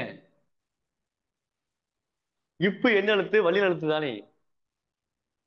எப்பயும் வீட்டுல அப்பா வன்மையா இருப்பாரா? கோபமா இருப்பாரா? எப்ப பார்த்தாலும் என் சொல்லிக்கிட்டே இருப்பாரு. பெண் குழந்தைகளை வேணா பெண் குழந்தைகளுக்கு வேணா அப்பா வந்து தெய்வமாக இருக்கலாம். ஆனா ஆண் குழந்தைகளுக்கு அப்பா தெய்வமாக இருக்க மாட்டார். ஏன்னா அவளை போட்டு நொய் நொய்யி நொய்யி நொய்யி சொல்லிட்டே இருப்பாரு. ராத்திரி 12 மணிக்கு மகன் வருவான் வீட்டுக்கு. அப்பா கேட்பா, எங்கடா போன? அவன் சொல்லுவான், சத்தியம் வந்துட்டோம்ல. அதே அப்பா மறுபடிக்கும், எங்கடா போன? சத்தியம் வந்துட்டோம்னு சொல்றோம்ல. யாரு? அந்த 20 வயசு பையனுடைய தெனாவிட்டு அப்படி இருக்கும். அப்பாவை வீட்டுல மதிக்கவே மாட்டாங்க. அப்படிலாம் இருக்கு. அப்பாவை மதிக்காத ஆளுகள் நிறைய பேர் இருக்காங்க. அப்பாவை எதிர்த்து பேசக்கூடிய ஆளு இருக்காங்க. என்னதே இருந்தாலும் என்ன எதிர்த்து பேசுறதுனால அப்பா தன்னுடைய வன்மை எழுத விட மாட்டாரு. அப்ப அப்பாங்கிற சொல் வந்து இப்புங்கிறது பாத்தீங்களா, அழகா வச்சு பாத்தீங்களா, வழிநடத்தாக வருகிறது. அதே மாதிரி அம்மா இருக்குல்ல, அம்மான்னு சொல்லும் போது இந்த இம்மு இருக்கு பாத்தீங்களா, மென்மையா இருக்கு பாரு, மென்மையா இருக்கு. அப்ப அம்மா எப்பயும் மென்மையா தானே இருப்பாங்க. இல்ல எங்கேயா அம்மா வன்மையா இருக்காங்களா? ஒரு சில இடங்கள்லாம் இருக்கலாம். பெற்ற மகளையும் பெற்ற மகனையும் கொண்டு குவிக்கக்கூடிய அம்மாக்களா இருக்கிறாங்க. அது வேற கணக்கு. அது வந்து வேற மாதிரி டார்ச்சர்ல போகக்கூடியது. அந்த மாதிரி கணவன் டார்ச்சர் கொடுத்தா அப்புறம் பிள்ளை அது அம்மா அதை என்னதான் பண்ணும். அப்படிப்பட்ட சூழல் வருகின்றது. இம்மு என்று சொல்லக்கூடியது மெல்லியல் எழுத்தாக வருகின்றது. பெரும்பாலும் பாத்தீங்கன்னா அப்பா அம்மா பாத்தீங்கன்னா எப்படி தெரியுமா இருக்கும்? இங்க பாருங்களேன், ஆங்கிறது உயிரெழுத்து, இப்புங்கிறது மெய்யெழுத்து, பாங்கிறது உயிர் மெய்யெழுத்து. எளிதா இருக்கு பாத்தீங்களா? உயிரெழுத்து மெய்யெழுத்து உயிர் மெய்யெழுத்து அப்படித்தான் படைச்சிருக்காங்க. அது மாதிரி அம்மா ஆசைப்பட்ட எல்லாத்தையும் காசு இருந்தா வாங்கலாம், அம்மாவை வாங்க முடியும். 1000 ஒரு ஒண்ணு தேடி வந்து இருந்தாலும் தாயாகி தாங்க முடியும். உனக்கு எனக்கு அம்மா ஒருத்தி தானடா இந்த உலகத்துல இருப்பது யாருடா? சரிங்களா? அப்ப அந்த அடிப்படையில பார்க்கின்ற பொழுது அப்பா அம்மாங்கும் போது அப்பா என்பது வன்மையா இருப்பாரு. வேற ஒண்ணும் இல்லை. இன்னொரு விஷயம் சொல்லிடுறேன். இப்ப ஒரு ஆளை எந்திரிக்க சொல்லுவோம். யார் எந்திரிக்க சொல்லலாம் அப்படின்னா, யாரும் வரல கேட்கல வீடியோவுக்கு. பாருங்களேன், பல பேர் வீடியோ வரலங்க. இல்ல ஒளிஞ்சிருந்து கேட்டுக்கிட்டு இருக்காங்க. ஏங்க நான் ஒற்றற்படையா நடத்திக்கிட்டு இருக்கேன், இல்ல என்னங்க நடத்திக்கிட்டு இருக்கேன், எல்லாம் வீடியோக்கு வாங்க. நீ என்ன பண்றீங்க இது புரியலைங்க எனக்கு. தயவுசெய்து சொல்றேன், எல்லாரும் வீடியோக்கு வாங்க. ஏங்க இப்படி இருக்கீங்க? வீடியோ ஆன் பண்ணி வீடியோ வாங்க. வகுப்பு நடந்துகிட்டு இருக்கீங்க. நீங்க உட்கார்ந்துக்கிட்டு காது கொடுத்து கேட்கறதுக்கெல்லாம் இங்க வகுப்பு கிடையாது. வந்துட்டியெல்லாம், அது வராம இருந்தீங்கன்னா பிரச்சனை இல்லை. வந்துட்டியல்லுங்க, வீடியோ ஆன் பண்ணி ஜம்முன்னு இருங்க. அதுக்குதான் சொல்றேன். இப்ப யார கேட்கலாம் அப்படின்னா, சரவணன் ஐயா கேட்போமா? சரவணன் ஐயா வாங்க. சரவணன். வணக்கங்க ஐயா. வணக்கம் ஐயா. வணக்கம் வணக்கம் வணக்கம் வணக்கம். இப்ப நீங்க எந்திரிக்கல சார், எந்திரிச்சா சார் நிக்கிறீங்க, எந்திரிச்சே நிக்கிறீங்களா? சரி, எந்திரிச்சீங்களா? சரி. இப்ப எந்திரிச்சு நிக்கிறீங்கல்ல, நான் எதாவது சொல்லேன், உட்கார் அப்படிங்கிறேன். உட்காரு உட்கார். உட்காட்டீங்களா? இப்ப எந்திரிங்க. இப்ப எந்திரிங்க. அமருக. அமருக. இப்ப உட்காருன்னு சொல்லும் போது ஒரு அதட்டல் இருந்துச்சுல, உட்கார். அமருகன்னு சொல்லும் போது மென்மையா இருந்துச்சுல. அமர்க சொல்ல மாட்டோம், அமர்க சொல்ல மாட்டோம். உட்கார். உட்காரு. ஒழுங்கா மாதிரியா உட்கார்றா, என்னடா பேசிக்கிட்டு இருக்க கேக்குறாங்க. அந்த உட்காருன்னு சொல்லக்கூடிய இட்டு இருக்கு பாத்தீங்களா, எங்க இருக்குமா? இங்க இருக்கு. அந்த இட்டுங்கிற சொல்லு இங்க இருக்குது. அப்ப உட்கார்ன்னு சொல்லிக்கிட்ட பொழுது வன்மையாக சொல்லப்படுகிறது. வள்ளிநிலத்து பயன்படுத்தப்படுவதால் இங்க உட்கார். இங்க அமர்க மா இருக்கு பாத்தீங்களா, இந்த மா இங்க மெல்லிநிலத்தாக இருக்குதா, அமர்க மென்மையா வருதா? அமருகேங்கிறது உட்காருங்கிறது ஒரே சொல்லுதேன், ஆனா சொல்லக்கூடிய விதமானது மாறுகின்றது, ஓசையானது மாறுகின்றது. அதனாலதான் எனக்கு சொல்லியா வல்லின ஓசை, மெல்லின ஓசை, இடையின ஓசைன்னு வச்சா. பல்லினம், மெல்லினம், இடையினம். இதுல பாத்தீங்கன்னா பெரும்பாலும் இந்த எழுத்துக்கள் பூராவே எப்படி இருக்குன்னா இடையில எழுத்துக்களாவே இருக்குது. இடையில எழுத்து ஏன் சொல்றாங்க அப்படின்னா இந்த ஓசைக்கும் இந்த ஓசைக்கும் இடைப்பட்ட ஓசையாக வருவதால், இந்த ஓசைக்கும் இந்த ஓசைக்கும் இடைப்பட்ட ஓசையாக வருவதால் இதற்கு இடையினம் என்று பெயர் வைத்தார்கள். இப்ப பாருங்களேன், இந்த ரா இருக்குல்ல, இந்த ரா இருக்கா, இந்த ரா இருக்கு, இந்த ரா இருக்குல்ல, இந்த ரா இருக்கா, இருக்குல்ல. இதை உச்சரிக்கும் போது எப்படி உச்சரிக்கணும்? இங்க பாருங்களேன், ர, அவ்வளவுதான். ர. நாக்கு இருக்குல்ல, நாக்கு இருக்குல்ல, பல் இருக்குல்ல, இங்க ர, அவ்வளவுதான். இந்த ராவை உச்சரிக்கும் போது இந்த நாக்கு இருக்குல்ல, நடுவுல மேல அன்னம் இருக்குல்ல, ர ர ர ர. இது பெரிய ராவை சொல்லிக்கிட்ட போது ரன்னு அழுத்தி சொல்லணும். இந்த சின்ன ராவை சொல்லும்போது ர, அவ்வளவுதான். இப்ப பாருங்களேன், மரம் மரம், இதே மரம்.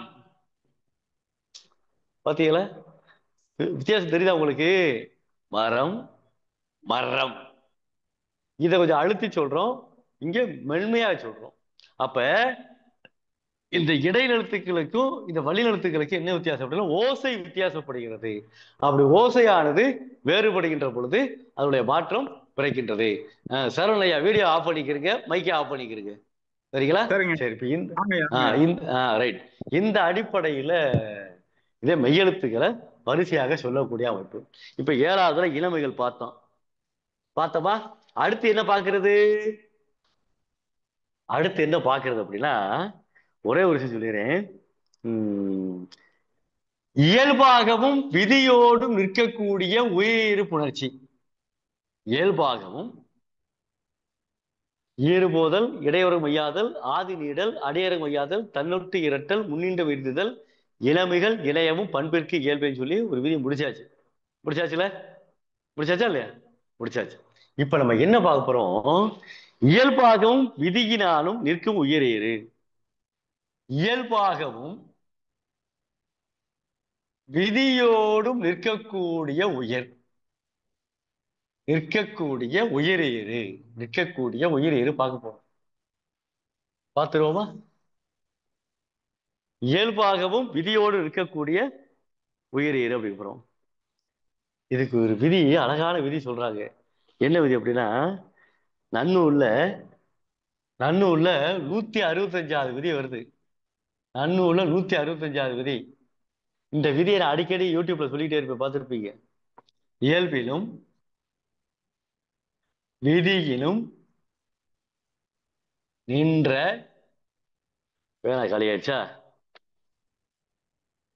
நின்ற இதுவும் காலியாயிடுச்சா, எல்லாம் காலியாகிட்டு இருக்கு. வாரேன். நின்ற உயிர் முன் க ச த ப மிகும். இயல்பிலும் விதியினும் நின்ற உயிரும் காசாத்தப்ப மிகும். இயல்பாக மிகும் வித வாதன மண்ணே அப்படின்னு ஒரு விதி ஒண்ணு இருக்குது. மிகும் வித வாதன மண்ணே என்று சொல்லக்கூடிய ஒரு விதி ஒண்ணு இருக்கிறது. இப்ப நன்னூல்ல 165வது விதி சொல்லுது. இது என்ன சார் இயல்பிலும் விதியினும்னா? அதுக்குதே உங்களுக்கு அழகான ஒரு விளக்கம் சொல்ல போறேன், எல்லாரும் கவனமா கேளுங்க. இளமை கூட்டல் பருவம், இளமை கூட்டல் பருவம், இளமை பருவம், இளமை பருவம். இப்போ இளமை பருவம், இளமை கூட்டல் பருவம், இளமை பருவம். இப்ப பாருங்க, இது நிலைமொழி இறுதி இயல்பாவே அமைஞ்சிருச்சு. இந்த எதுவுமே மாற்றம் ஏற்படல, இங்கேயும் மாற்றம் ஏற்படல. இது ஒரே ஒரு எழுத்து மட்டும் சேர்ந்துருச்சு. இயல்பிலும் எந்த மாற்றமும் இல்லை. இளமையில ஏதாவது மாற்றம் இருக்கா? பருவத்துல ஏதாவது மாற்றம் இருக்கா? எந்த மாற்றமும் இல்லை. இப்ப வாழை கூட்டல் பழம், வாழைப்பழம். இதுல ஏதாவது மாற்றம் இருக்கா? இல்ல. அப்ப இயல்பாகவும் இயல்பாக வருகின்ற பொழுது காசா தப்பா வந்துச்சுன்னா ஒற்றெழுத்து வரும். காசா தப்பா உயிர் முன்னால விதிகின்ற உயிர் முன்னால எந்த உயிருக்கு முன்னால இந்த மை என்று சொல்லக்கூடிய எம்மு கூட்டல் ஐ என்று சொல்லக்கூடிய இந்த உயிருக்கு முன்னால கசதப பா வந்திருக்கா? பா வந்தா அதற்கு இணையான ஒற்றெழுத்து மிகவும் இப்பு வருது. வந்துருச்சா? இயல்பா வந்துருச்சா? இயல்பிலும் போட்டாச்சா? அடுத்து விதியிலும் அப்படிங்கும் போது என்ன மாறுது அப்படின்னு பார்க்க போறோம். இப்ப வண்ணம் கூட்டல் பிறமொழி, வண்ணம் கூட்டல் பிறமொழி அப்படின்னு இருக்கு. இப்ப வண்ணம் கூட்டல் பிறமொழி அப்படின்னு இருக்கு. வண்ணம் கூட்டல் பிறமொழி அப்படின்னு இருக்கு. இது எப்படி பிரிப்பீங்க? இது எப்படி சேர்ப்பீங்க? வண்ண பிறமொழி. வண்ண பிறமொழி அப்படின்னு. வண்ண பிறமொழி இருக்கா? வந்துருச்சா? வண்ண பிறமொழின்னு இருக்கா? இத இத வண்ணம் இம்ம காணாமங்க. இதுக்கு என்ன விதி சொல்லணும்? இப்ப சொல்லணும். தெரிதல் ஐயா. என்ன தெரிதல்? முன்னின்றமை தெரிதல். இந்த நிலைமொழியில கடைசி எழுத்திற்கு இம்மு போயிரும். இம்மு போன பிறகு இந்த இப்பு வருதா, இங்க பி வருதா, இந்த காசா தப்ப வருதா, பா வருதா? பாக்கு இணையான எழுத்து பி தானே, பிக்கு இணையான எழுத்து இப்பு தானே. அப்ப பாக்கு இணையான எழுத்து பி. பாப்பா பிபி புப்பு பெப்பே பை பொப்போ பவ் என்று சொல்லக்கூடிய பகர வரிசை வருகின்ற பொழுது இந்த பிக்கு இணையான இப்பு வருகின்றது. அப்ப என்ன ஆகுது அப்படின்னா வண்ணம் கூட்டல் பிறமொழி, வண்ண பிறமொழி இம்மு போய் அதுக்கு ஒரு விதி சொல்றோமா? இயல்பாகவும் புணரும், விதி சொன்னாலும் புணரும். அப்ப விதியோடு இருக்கக்கூடிய தன்மையில வருமொழி நிலைமொழியில கடைசி எழுத்து உயிரெழுத்தாக இருந்துச்சுன்னா கண்டிப்பாக காசா தாப்ப ஒற்றெழுத்து வரும். காசா தாப்பா வந்துச்சுன்னா அதுக்கு இணையான ஒற்றெழுத்து வரும். இப்ப தலைமை கூட்டல் செயலகம், தலைமை கூட்டல் செயலகம், தலைமை கூட்டல் செயலகம், தலைமை கூட்டல் தலைமைச் செயலகம் இருக்கா? செயலகம் வருமொழி, தலைமைங்கிறது நிலைமொழி. நிலைமொழி கடைசி எழுத்து எம்மு கூட்டல் ஐ வருகின்ற பொழுது சேய்க்கு இணையான எழுத்து. அப்ப இயல்பாகவும் புணரும், விதி சொன்னாலும் புணரும். அந்த மாதிரி அடிப்படையில் வரக்கூடிய ஒன்று. அப்ப இயல்பிலும் விதியிலும் நின்ற உயர்வும் காசா தப்ப மிகும் என்ற விதிப்படி ஒவ்வொரு எழுத்துக்கள் மாறி மாறி வருது. அப்படியே இருந்துச்சுன்னா இயல்பா இருக்கும், விதி சொல்லி வந்துச்சுன்னா விதியாக இருக்கும். சரிங்களா? இப்ப இந்த அடிப்படையில நம்ம என்ன செஞ்சிருக்கோம்? புணர்ச்சி விதியை பார்த்திருக்கோம். இப்படி இயல்பாகவோ இலக்கண விதிகளாகவோ இயல்பாகவோ இலக்கண விதிகளாகவோ இந்த நிலைமொழி ஈற்றிலையும் நிலைமொழிக்கு இடையில இருக்கக்கூடிய இந்த எழுத்துலையும் ஒற்றெழுத்து மிகுந்தும் மிகாமலும் வந்துச்சுன்னா அதற்கு பேர் வந்து இயல்புல விதியும் என்ற உயிர் முன் காசா தப்ப மிகும் என்ற விதிப்படி சொல்லப்படுகிறது. இயல்பாக உயிரீறு வந்தது, விதியோடு உயிரீறு வந்தது, விதியோடு உயிரீறு வந்தது. இது இயல்பாக உயிரீறு வந்தது, இது விதியோடு உயிரீறு வந்தது. அப்ப இயல்பிலும் விதியிலும் நின்ற உயிர்முன் காசா தப்ப மிகும். சரிங்களா? இந்த அடிப்படையில இவ்வளவு பார்த்தாச்சு. சரிங்களா? அடுத்து ஒரு விதி வருது, மகர ஈற்று புணர்ச்சி. மகர ஈற்று புணர்ச்சியில சொல்லக்கூடியது. மகர ஈற்று புணர்ச்சியில யார் சொல்லுவா? மகர ஈற்று புணர்ச்சியில என்ன வரும்? மகர ஈற்று புணர்ச்சி என்றால் என்ன வரும்? மகர ஈற்று புணர்ச்சி, மகர வீற்று புணர்ச்சி, மகர வீற்று புணர்ச்சி. மகர ஈற்று புணர்ச்சியில என்ன வரும் அப்படின்னா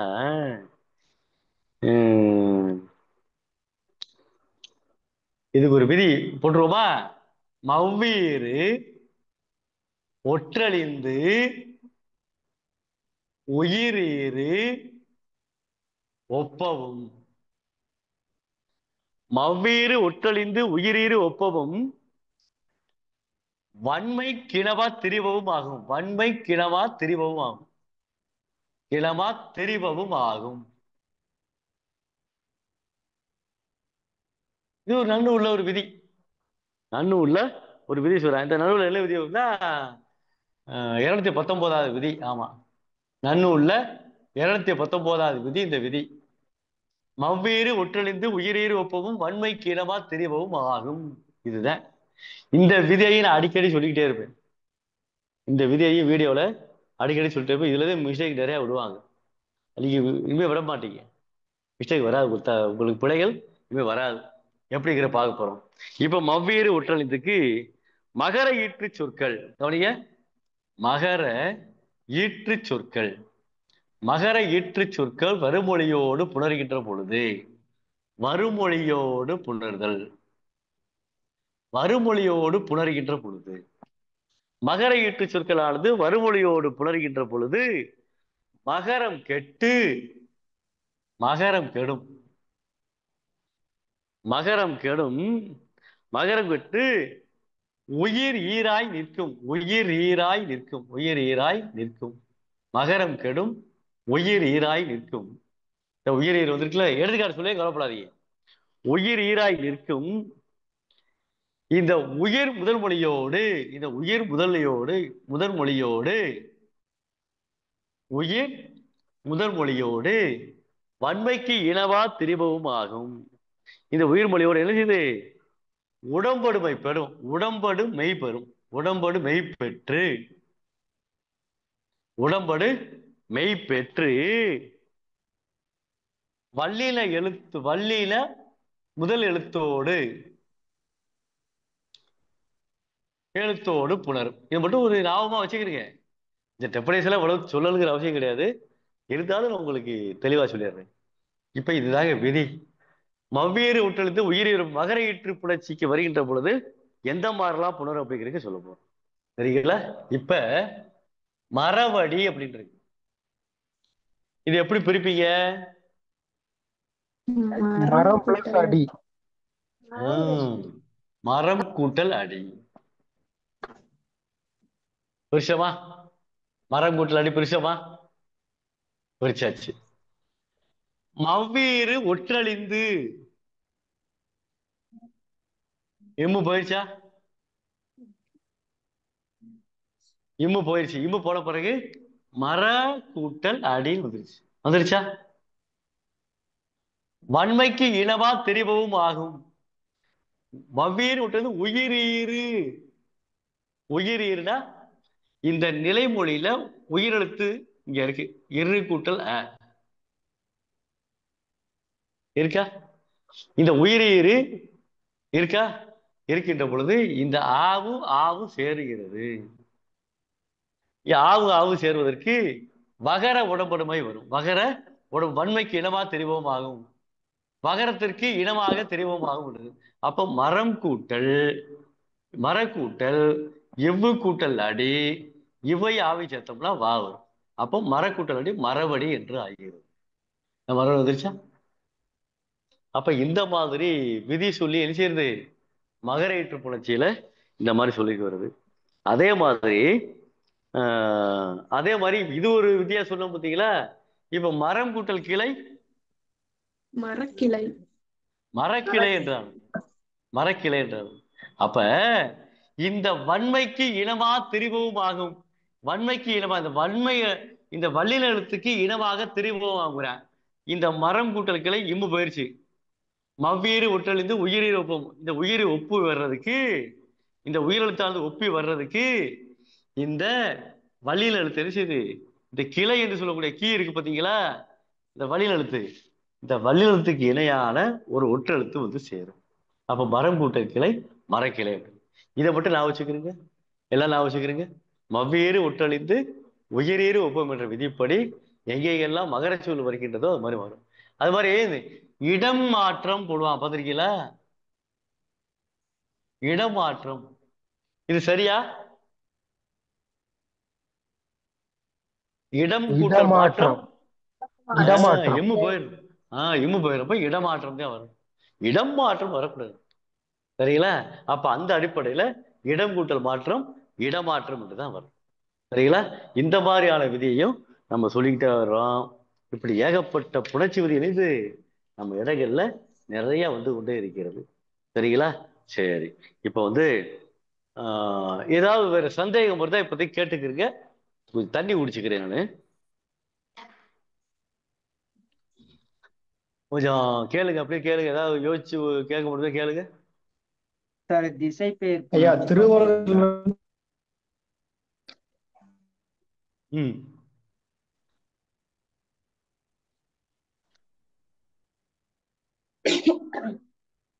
சார் நேரெதிர் திசையில புணராதுங்க. நேரெதிர் திசையில சார் இப்ப வடமேற்குன்றோம், வடக்கு மேற்கு வடமேற்கு. ஆமா. வடக்கு தெற்குக்கு அது சேராதுங்களா? சேராது சேராது சேராது. ஓகே சார், அதுதான் கேட்டு. அவ்வளவுதான். வடதற்குன்னு வராது. எதிர் திசையில வரவே வராது. திசை ஐயா திசையோடு திசையும் புணரும். அவ்வளவுதான். திசையோடு திசை புணரும்னா அதுக்கு ஏத்த திசை தான் புணரும். சரிங்களா? நேரெதிர் திசை சரி. ஆமா புணராது. ஆமா ஐயா ஆமா ஆமா. ஐயா வல்லுருவம் பிரிக்கிறதுங்க ஐயா. அதான் அப்பவே சொன்னேன்ல, வல்லுருவம். வல்லுருவம் தானே? இல்லையா குண்டுலா வருங்கய்யா. ஓ, மேல் நோக்கு நகரம். வல்லுருவம். மேல் நோக்கு வல்லுருவம். நகரம். வல்லுருவம். வல்லுருவம் இருக்குல்ல, வன்மை கூட்டல் உருவம். இந்த வல்லூர் சொல்றாங்கல்ல, வல்லூர் வல்லூர் இந்த ஊர் தானே வரும். வல்லூர். இந்த வல்லூர்னு சொல்லுகின்ற பொழுது இந்த வல்லூர் பறக்கும் பாயம். வல்லூருக்கு ஒரு பறவையை சொல்லுவாங்க நினைக்கிறேன். அப்படித்தானே? கேள்விப்பட்டீங்களா? வல்லூர் அது மிக ஆற்றல் வாய்ந்ததாக இருக்குமா. இதே மாதிரி வல்லுருவம் படிக்கிறது வன்மை கூட்டல். வன்மை, வல் என்றாலே வன்மை. சரி, வன்மை ரைட்டு, வன்மை ரைட்டு. 3 சொல்லினா 2 சொல்லினா 2 சொல்லி 3 2 சொல்லி சொல்லி சொல்லுவோமா? 3 சொல்லி வந்து வன்மை வந்து என்ன பொருள் தெரியுமா? கொடைத்தன்மை. கொடை கொடை கொடை கொடை கொடை கொடை. வள்ளல் தன்மைத்தை வன்மைங்கிறது. 3 சொல்லி இன்னும் போட்டு வன்மைங்கிறது போல வருது. ஒரு சரிங்க, பேர் அடுத்து வரேன்.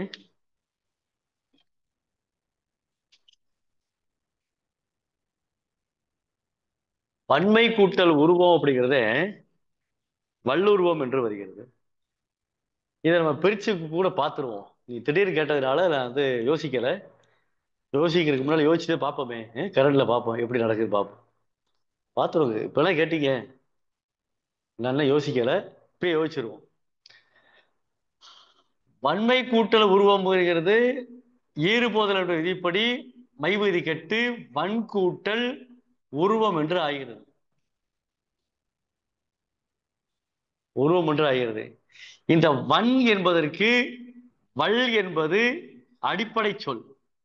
வன் என்பதற்கு வல் என்பது அடிப்படை சொல். இந்த வல் என்று சொல்லக்கூடிய சொல்லிலிருந்து தான் வன்மை என்று சொல்லக்கூடிய சொல்லு உருவாகிறது.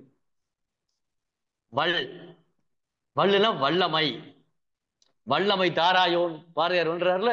இப்ப வல்லமைனா இல்லு, இந்த இல்லு குண்டு இல்லு வருகின்ற மேலோக்கலாகிற இல்லு வருகின்ற பொழுது இன்னாக மாறும். அப்ப வன், இந்த வன் இந்த இன்னு போய் வல்லுன்னு வருது.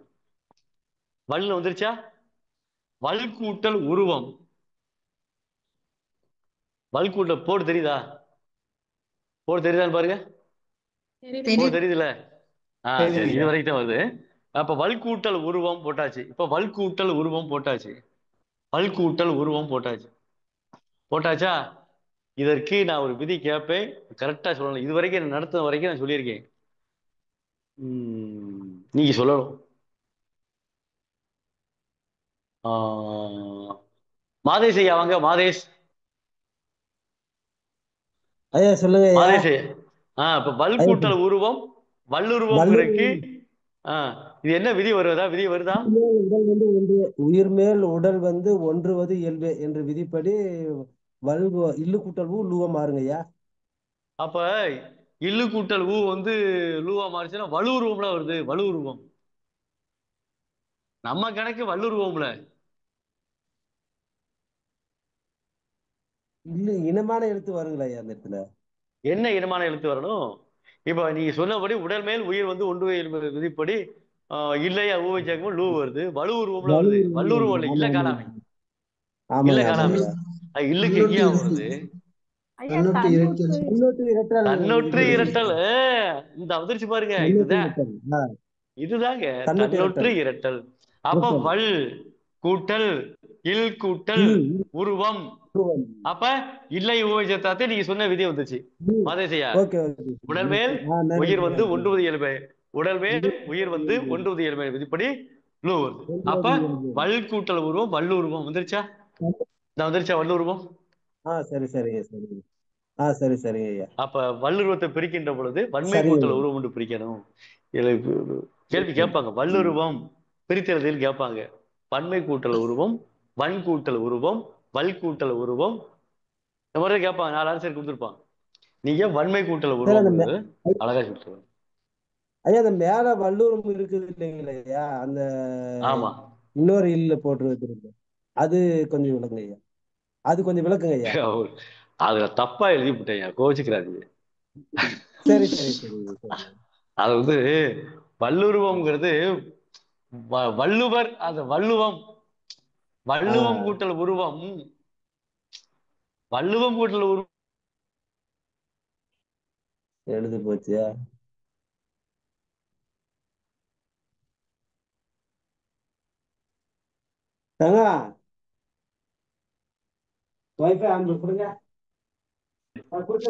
வள்ளுவத்தை பற்றி திருவள்ளுவரை பற்றி சொல்லக்கூடிய உருவமா சொல்லிக்க முடியாது.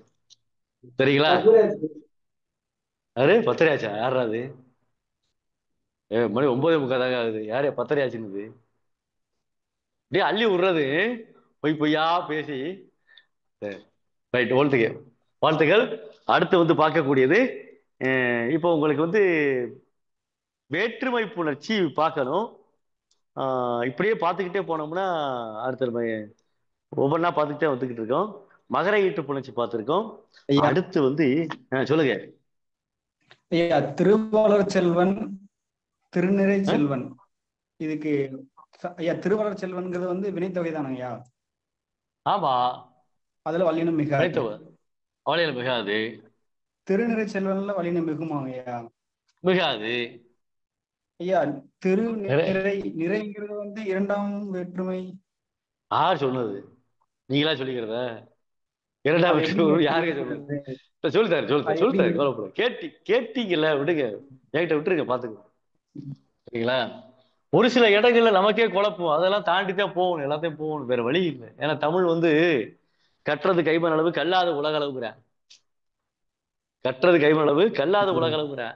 என்னத்தே அறிவோடு இருந்தாலும் ஒரு சில நேரங்கள்ல தடுமாற்றம் ஏற்படும், எல்லாருக்குமே ஏற்படும்.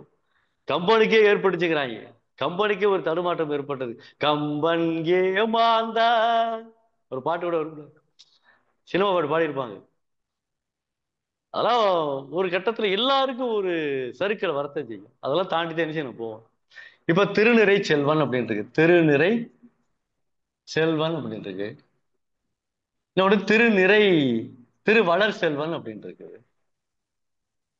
இப்ப திருநிறை செல்வனுங்கிறதும் திருவளர் செல்வனுங்கிறதுக்கும் இங்க ஐ வந்துருச்சு, அதனால திருநிறை செல்வன் இச்சு போடணும். அவர் கேட்ட நியாயமானது இருக்கு. இது நிலைமொழி. திருநிறைங்கிறது நிலைமொழி, இது வருமொழி. நிலைமொழியில ஐ வந்தா இங்க சே வந்திருக்கு, இச்சு வரும்போது கான்செப்ட் உண்மை. அதே மாதிரி திருவளர் செல்வன்ல இச்சு போடணும்னா வளர்ந்து இரு வந்தா கண்டிப்பாக ஒற்றெழுத்து வரும். முன்னர் காசா தப்ப மிகும் விதி. என்ன சார் விதியை மீறீங்களா சார்? அப்ப இச்சு வராதுன்னு சொல்றீங்க. ஐ வெளிப்படையாக வந்தாலாம் கிடையாது. ஐ வெளிப்படையாக வந்தா ஒற்றெழுத்து வரும். ஒருத்தர் மெசேஜ் அனுப்புறாரு.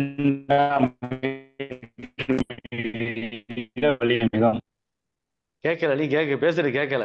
இரண்டாம் வேற்றுமை விதி வெளிப்படையே வரும்போது வல்லினம் மிகுந்தானே. மறுபடிக்கும் கேட்கல. நல்ல போனா வாங்கி வச்சுக்கிறீங்க, 50,000 ரூபாய்க்கு போனா வாங்கி வச்சுக்கிறீங்க. கிளாஸ் பூரா வரப்போறீங்க நீங்க. சார் பிஓ கிடைச்சா தான் சார் நான் வருவேன், அப்படிலாம் கேட்காது. இப்பயே வாங்கியிருக்கு, கடனை வாங்கி கப்பி வாங்கி கடனை நல்ல பணம் வாங்கி வச்சிருக்கு, சவுண்டை கேட்க மாட்டேங்குது. சரி பரவாயில்ல. இந்த திருநிறை செல்வன் இரண்டாம் வேற்றுமை விரி ஐ வெளிப்படையாக வரும்போது வல்லினம் மிகும் ஐயா. இது இரண்டாம் வேற்றுமை விரி இல்ல, ஐ இரண்டாம் வேற்றுமை விரின்னா ஐ வெளிப்படையாக வந்ததானுங்க. ஐ மறைஞ்சு வந்ததான் அது வேற்றுமை தொகையா இருக்கும். அப்ப இது ஐ வந்து வெளிப்படையா வந்திருக்கு, அதனால அங்க வல்லினம் மிகுமா மிகாத, அதான் வருமா வராதா? அதத்தான் உங்கள்கிட்ட கேள்வி கேட்கிறேன். இப்ப ஐங்கிறது வெளிப்பட்டு வந்திருக்கா? ஆமா வந்திருக்கு ஐயா. திருநிறை வெளிப்பட்டு வரலையாது. ஏன் வரலையா? நிறையின்னு வரணும். ஆடு மேய்த்தான் அப்படிங்கும்போது ஆட்டை மேய்த்தான். இப்ப ஆடு கண்டான் இருக்கு, ஆடு கண்டான் ஐங்கிற வேற்றுமை உள்ள மறைஞ்சு இருக்குது. இப்ப ஆட்டை கண்டான் வேற்றுமை ஒரு வெளிப்பட்டு வந்திருக்குது. அதே மாதிரி இங்க நிறை இருக்கு பாத்தீங்களா, ஐ இருக்கு பாத்தீங்களா, இந்த ஐ வந்து ஒரு சொல்லு. ஐ வந்துச்சேங்கிறதுக்காகலாம் ஒற்று போடக்கூடாது. நிறை அப்படிங்கிறது ஒரு சொல்லு. இங்க பார்க்கணும், இதை சேர்க்கணும். நிறை செல்வன் 3 காலங்களை சொல்லணும். நிறைந்த செல்வன், நிறைகின்ற செல்வன், நிறையும் செல்வன், வளர்ந்த செல்வன், வளர்கின்ற செல்வன், வளரும் செல்வன். 3 காலங்கள் வருதா? 3 காலங்கள் வினைத்தொகை வருதா? அப்ப வினைத்தொகை எங்கெங்க எல்லாம் வருதோ அங்கே ஒற்று வல்லினம் மிக. சரிங்களா? அப்ப அந்த அடிப்படையில திருநிறை செல்வன், திருவளர் செல்வம் அப்படிங்கிறோம். பெரும்பாலும் பத்திரிகை நீங்க அடிக்கின்ற பொழுது நல்லா கவனிச்சுக்கோங்க. பத்திரிகை அடிக்கின்ற பொழுது உங்க வீட்டுல உங்க பொண்ணுக்கோ உங்க பிள்ளைக்கோ கல்யாணம் பண்றீங்கன்னு வச்சுக்கிறீங்களே, உங்க பையனுக்கு கல்யாணம் பண்றீங்க, பையன்தான் கடைசி பையன் வச்சுக்கிறீங்களே, திருநிறை செல்வன் போடுங்க. உங்க பையனுக்கு அடுத்து ஒரு தங்கச்சி ஒண்ணு இருக்கு, இல்லை தம்பி ஒருத்தர் இருக்கான் அப்படின்னா திருவளர் செல்வன் போடுங்க. இவ்வளவுதான் கணக்கு. உங்க வீட்டுல வந்து மூத்தவங்க யாராவது இருந்து இளையவங்க இருந்தால் நல்லா கவனிச்சுக்கிறீங்க. மூத்தவங்களுக்கு கல்யாணம் பண்றீங்க, அண்ணனுக்கு கல்யாணம் பண்றீங்க அப்படின்னா அதுக்கு தம்பி ஒருத்தர் இருந்தான்னா திருநிறை செல்வன் போடுங்க. சாரி, திருவளர் செல்வன் போடுங்க. அண்ணனுக்கு பிறகு தம்பி ஒருத்தர் இருக்கா இல்ல, அப்ப திருவளர் செல்வன். இப்போ எங்க வீட்டுல யாருமே இல்லப்பா, 5 பொம்பளை பிள்ளைய, 5 பொம்பளை பிள்ளைகள் கரையேற்றியாச்சு, 5 பொம்பளைல 5 மாப்பிள்ளை வந்துட்டாங்க, 5 பெத்த அரசெல்லாம் ஆண்டியெல்லாம் ஆகல, அங்க செல்வ வளத்தோட இருக்கிறோம். அதனால 5 பொம்பளை பிள்ளை பெற்றாலும் 5 மகங்க எனக்கு வந்துட்டாங்க, 5 மகன்கள் எனக்கு வந்து விட்டார்கள் என்ற நினைப்புல என்ன செய்றீங்க, அந்த 5 மகளுக்கு 5வது மகளுக்கு கல்யாணம் செய்கின்ற பொழுது திருநிறை செல்வி நிறைவடைகிறது. எங்கள் வீட்டுல யாருக்கு கல்யாணம் கிடையாது சொல்வதற்கு திருநிறை, இனி அடுத்து தம்பி தங்கச்சி எல்லாம் இருக்காதுன்னு சொல்றதுக்கு திருவளர் போட்டு. சரிங்களா? அப்ப இந்த இடத்துல இச்சு போடாதீங்க. அதே மாதிரி சேவல் சண்டை பார்த்தேன், அவ்வளவுதான். சேவல் சண்டை பார்த்தேன்னா, சண்டை பார்த்தேன் அப்படின்னா சண்டை பார்த்தேன். 2ஆம் வேற்றுமை சண்டையை பார்த்தேன், வேற்றுமை வெறியில வருது. சேவல் சண்டையை பார்த்தேன்கிறதுல சேவலுக்கு வந்து நீ எந்த ஒற்றெழுத்து போட முடியாது, சேவல் தான். சேவல் சண்டையை பார்த்தேன், சேவல் சண்டை பார்த்தேன்னு இப்ப வரக்கூடாது, சேவல் சண்டையை பார்த்தேன் போது இப்ப வரும். சேவல் சண்டை பார்த்தது 2ஆம் வேற்றுமை தொகையில வரக்கூடியது, சண்டையை பார்த்தேன் அப்படிங்க 2ஆம் வேற்றுமை விரியில வரக்கூடிய ஒன்று. சரிங்களா? இந்த மாதிரி திருநெறி செல்வன், திருமலர் நீங்க பேசுறது கேட்க மாட்டேங்குது. இல்ல நீங்க நல்ல மைக்க வச்சு பேசுங்க தயவு செய்து. பேசுறோம்னு நினைக்கிறீங்க, ஆசைப்படுறீங்க, மைக் ஆன் பண்ணிட்டு கொஞ்சம் நின்று பேசுங்க. சொல்லுங்க. கலைச்செல்வி இச்சு வருமையா? ஆமா, கலைச்செல்வி கண்டிப்பா இச்சு வரும். வேற கலைச்செல்வன் பத்திரிகையில தப்பா தான் போடுறாங்க. நிகழும் மங்களகரமான இந்தலா வரும், நிகழும் மங்களகரமான மார்கழி திங்கள், தை திங்கள், மேல் நோக்கு லகரம். யார் சொன்னது? கோவூர் பாஸ்கர். கோவூர் பாஸ்கர் ஏற்கனவே சொல்லியிருப்பேன் நினைக்கிறேன் அப்படித்தானே? ஆமா ஆமாய்யா, உங்ககிட்ட கேட்ட நீங்களே சொன்னீங்க எனக்கு. ஆமா, அவர் ஐயா கேட்டனாலே சொல்றேன். இல்லையா, மங்களகரமா எல்லா பத்திரிலையும் தப்பா தான் பதிவிடுறாங்க. அதனாலதான் உங்ககிட்ட சந்தேகம் கேட்டேன் நான். எல்லாத்துலயுமே வந்து ஆமா, இந்தலா அருமை தான் போடுறாங்க. அருமை அருமை அருமை. இப்ப மங்களகரமானங்கிறதுக்கு இந்தலா வராது, இந்தலா தான் வரும். ஏன் அப்படின்னா, மங்களம் என்று சொல்லுகின்ற பொழுது மங்களம் என்று சொல்லுகின்ற பொழுது மங்களம் அப்படின்னா நல்ல நிகழ்வுகள் நடக்கக்கூடியது. மங்களம் என்ப மங்களம் என்ப மனைமாட்சி மற்றதன் நன்கலம் நன்மக்கள் பேருங்கிறார் வள்ளுவர். அப்ப சொல்லுகின்ற பொழுது மங்களங்கிற இந்த வார்த்தை, இந்த எழுத்தத்தை பயன்படுத்துறாரு. மங்களம் என்ப இந்த எழுத்தை பயன்படுத்துறாரு.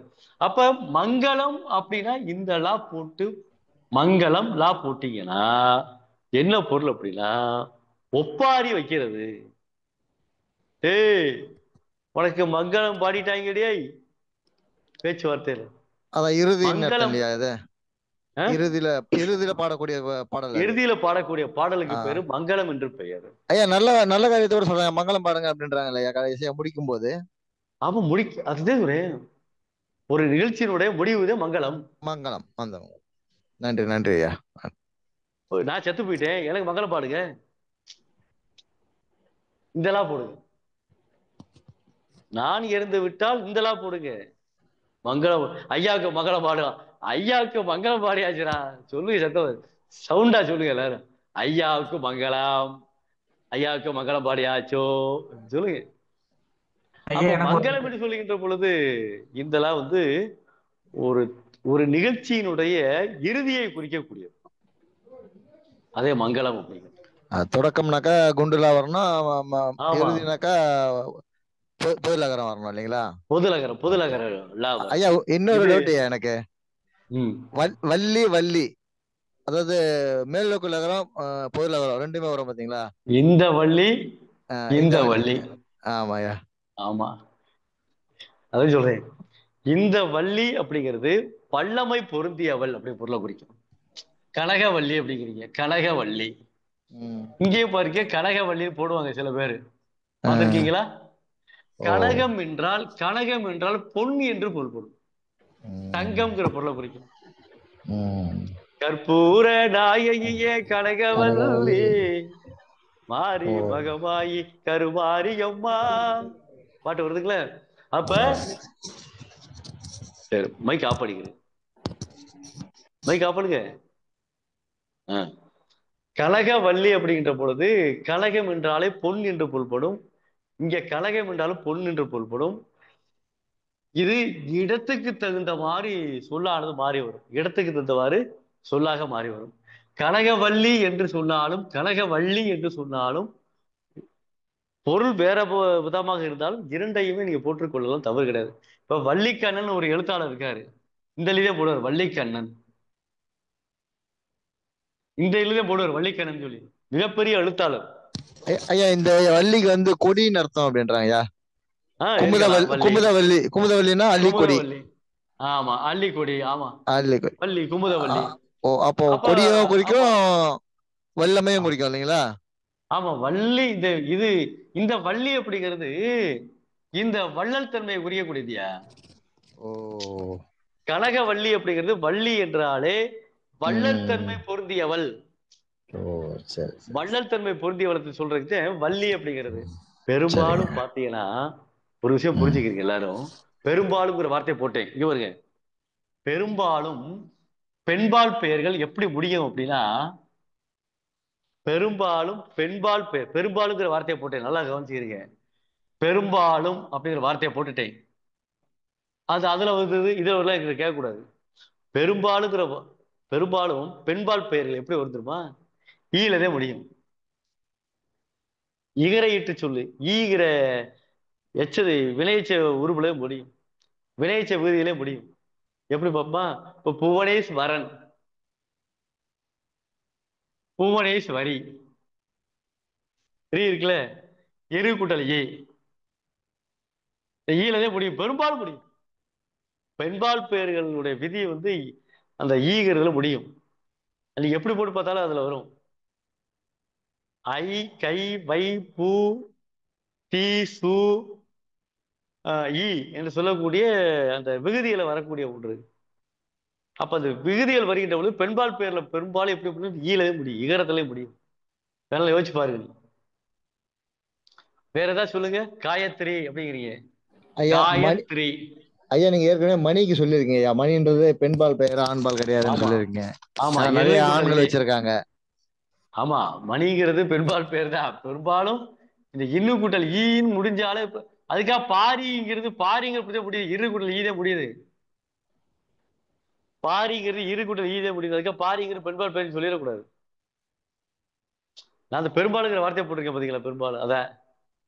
பாரி என்பது எங்கோ ஒரு வழியில வரக்கூடியது.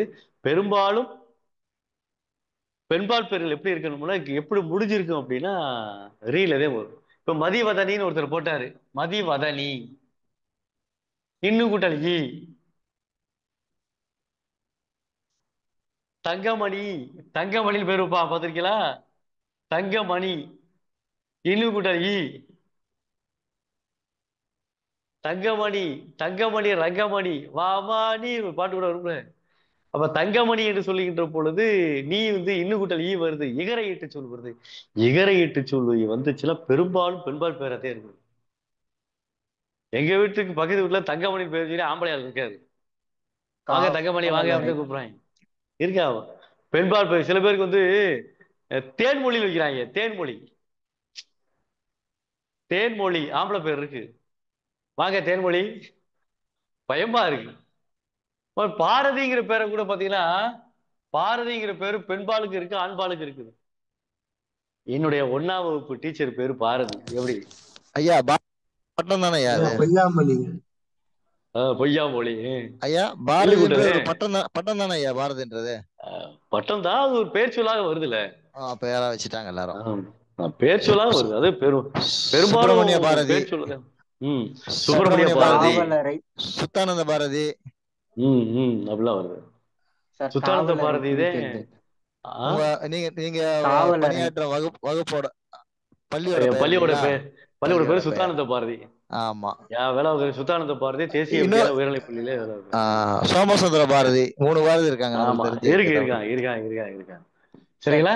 சரி, இந்த கடைசியா காவலறையா? காவலறை,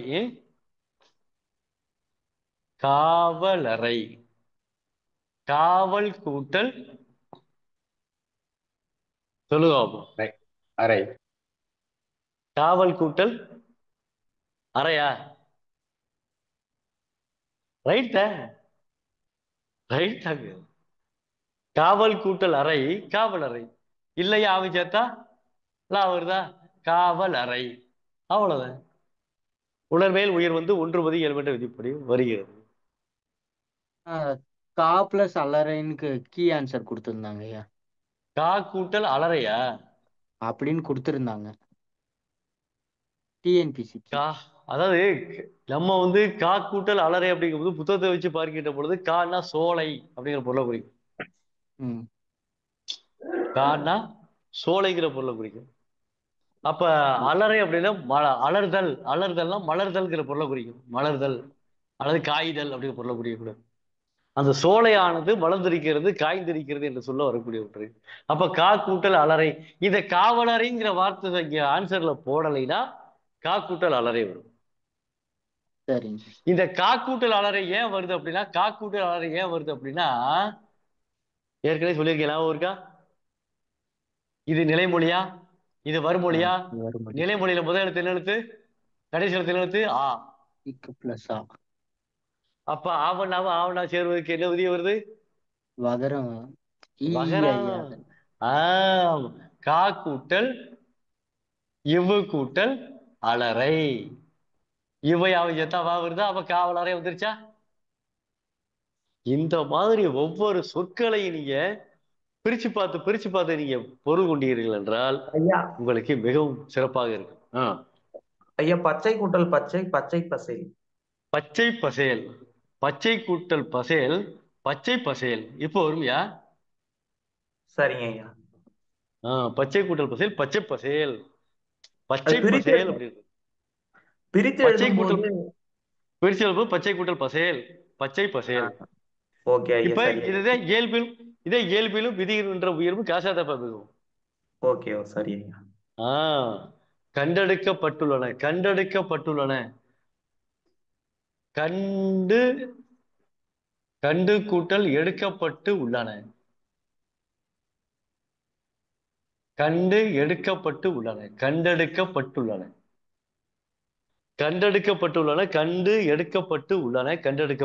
அப்படின்னு. ஐயா இந்த மாதிரி 3 சொற்களை எப்படிங்க ஐயா பிரிக்கிறது? அதே கண்டெடுக்கப்பட்டு உள்ளன. அதுக்கு பெரும்பாலும் பார்த்தீங்கன்னா கண்டு அப்படிங்கிறது காண்கிற பொருளை வரக்கூடியதா வரும். சில நேரத்தில் கண்ணுங்கிறது காண்கிற பொருளை வரையுமோ.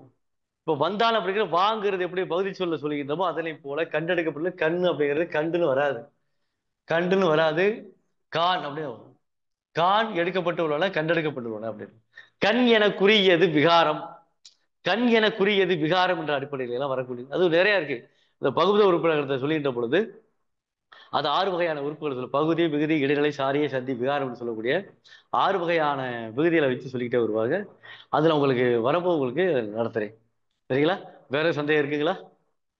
நிறைய இருக்கு. நிறைய சந்தேகங்கள் வந்துட்டே இருக்கும். ஒவ்வொன்றையும் நம்ம படிக்க சந்தேகங்கள் வந்துகிட்டே தான் இருக்கும். சரிங்களா? சரி, இதுக்கு முன்னாடி விஷயம் போறோம் அப்படின்னா இது ஒரு எடுத்துக்காட்டா மட்டும் வச்சுக்கிறீங்க. ஒரு பயிற்சிக்காக நான் ஒரு இதை எழுதி போடுவேன். அதை நீங்க எனக்கு பேப்பர்ல எழுதணும். இப்ப பேப்பர்ல எழுத போறீங்க.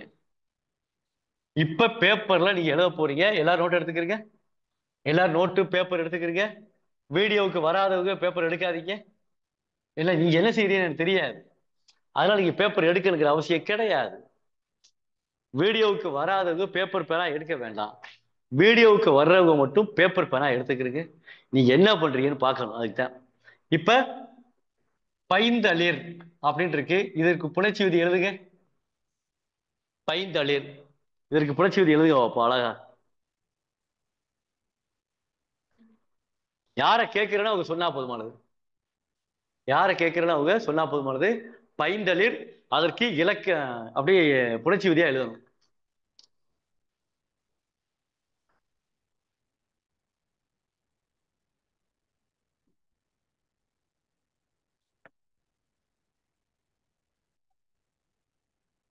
எழுதிட்டீங்களா? வீடியோவுக்கு வராதவங்க எழுத வேண்டாம். .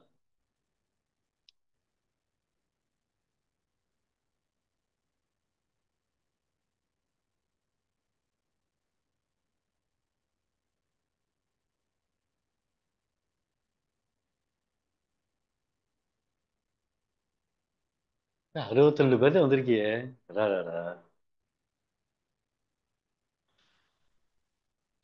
இந்த ஜனவரி மாசத்தோட இந்த வகுப்பிற்கான லிங்க் முடியுது. நல்லா புரிஞ்சுக்கிறீங்க. இந்த ஜனவரி மாசத்துக்கு இந்த 4 கிளாஸுக்கான லிங்க் முடியுது. அது பிப்ரவரிக்கு நான் லிங்க் ஆரம்பிச்சிட்டேன். நீங்க ஸ்கிரீன்ஷாட் எடுத்து அனுப்பிட்டீங்கன்னா ஆட்டோமேட்டிக்கா உங்களுக்கு பிப்ரவரி மாத லிங்க் வந்துடும். பயப்படாதீங்க. கண்டிஷனா வந்துருங்க.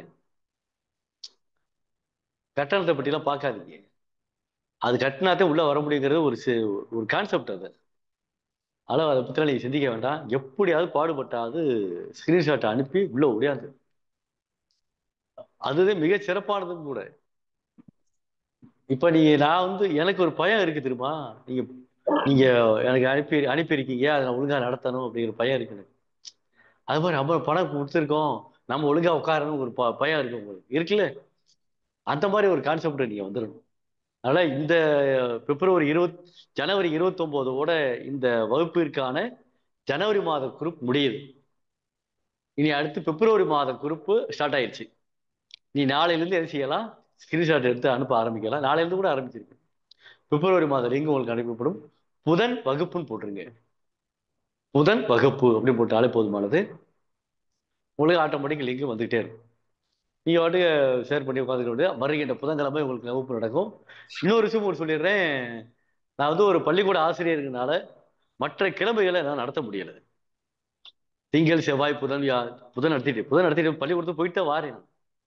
பள்ளிக்கூடலாம் அங்கேயே பாடம் நடத்திவிட்டு அங்கேயே கத்திக்கிட்டு அங்கேயே பேசிக்கிட்டு இன்னைக்கு பார்த்தா ஒரு 2 மணி நேரம் பேசினேன். ஒரு இடத்துல மீட்டிங்ல பேசிட்டு வந்தேன் 2 மணி நேரம். அதையும் தாண்டி தான் இங்க வந்து உங்களுக்கு நடத்துறது. அப்ப எனக்கு இந்த டைமிங் எப்படி இருக்குன்னா ரொம்ப சிரமமா கொஞ்சம் சூழ்நிலை மாதிரி தான் இருக்குது.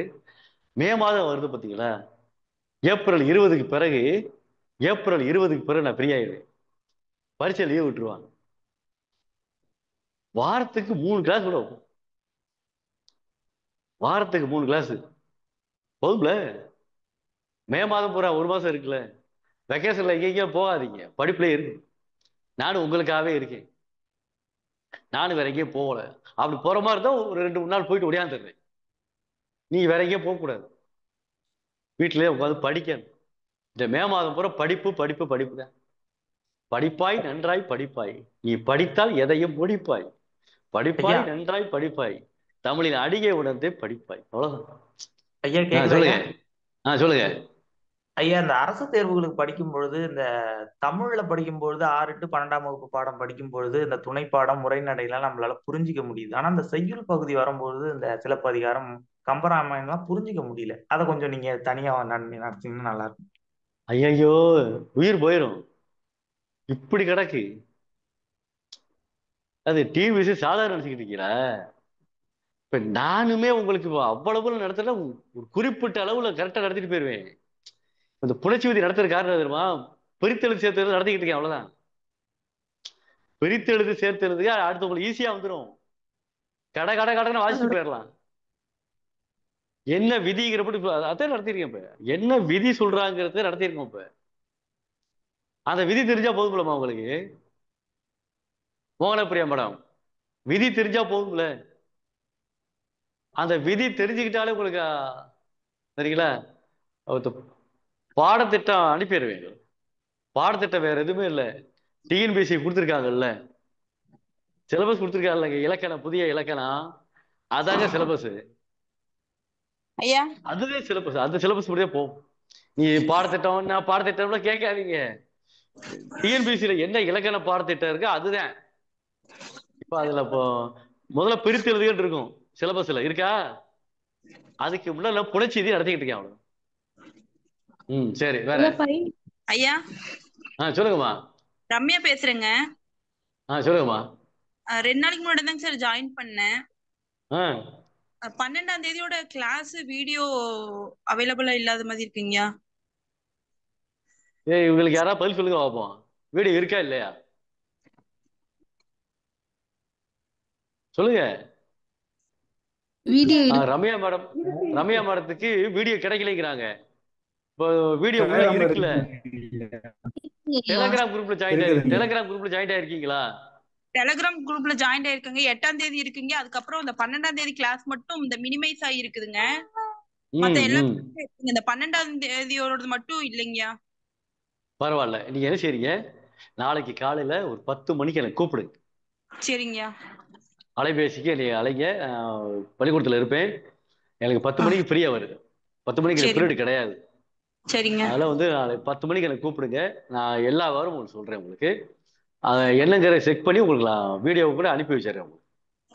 சரிங்களா? சரி, வாழ்த்துக்கள். ஆமா, இது வரைக்கும் வகுப்பை கவனித்து சிறப்பான முறைகள் உன்னையால் மேல ஓடுறது தெரியல பார்த்தீங்களா? தெரியல, உண்மையா தெரியல.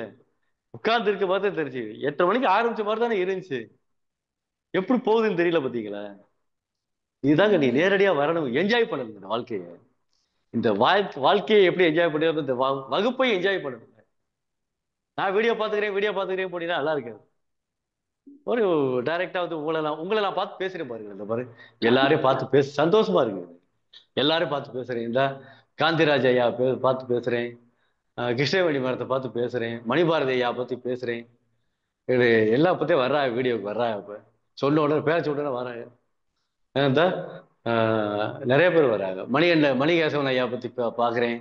அவர் தாடி வச்சு கண்ணாடி விட்டு அவ்வளவு அழகா சூப்பர் ஸ்டார் மாதிரி அழகா இருக்காரு. இப்பெல்லாம் சொல்லுவோம் பிள்ளைங்க, நாங்க நீங்க அழகா அடிக்கலாம் இல்லையாங்கன்னு சொல்லுவோம் இல்லைங்கய்யா. அதுக்கு பதிலாக எந்த கிளாஸ், அதை யோசிங்க. அதாங்க 8, 22, 27, 29 இந்த 4 கிளாஸ் மட்டும் தான் இருக்கு. அந்த தேதியை மட்டும் போட்டு விடுங்க சாமிகளா. நான் ஒவ்வொன்றையும் குறிப்பிட்டு இருக்க முடியாது.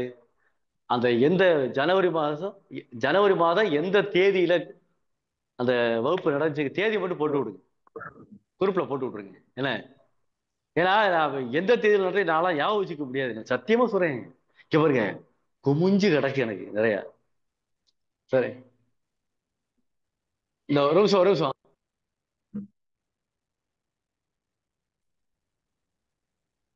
அதனால வீட்டுக்காரமா கூப்பிடுறாப்புல, ஒண்ணும் இல்லை, டைம் ஆச்சுல, மணி 10 ஆச்சுல.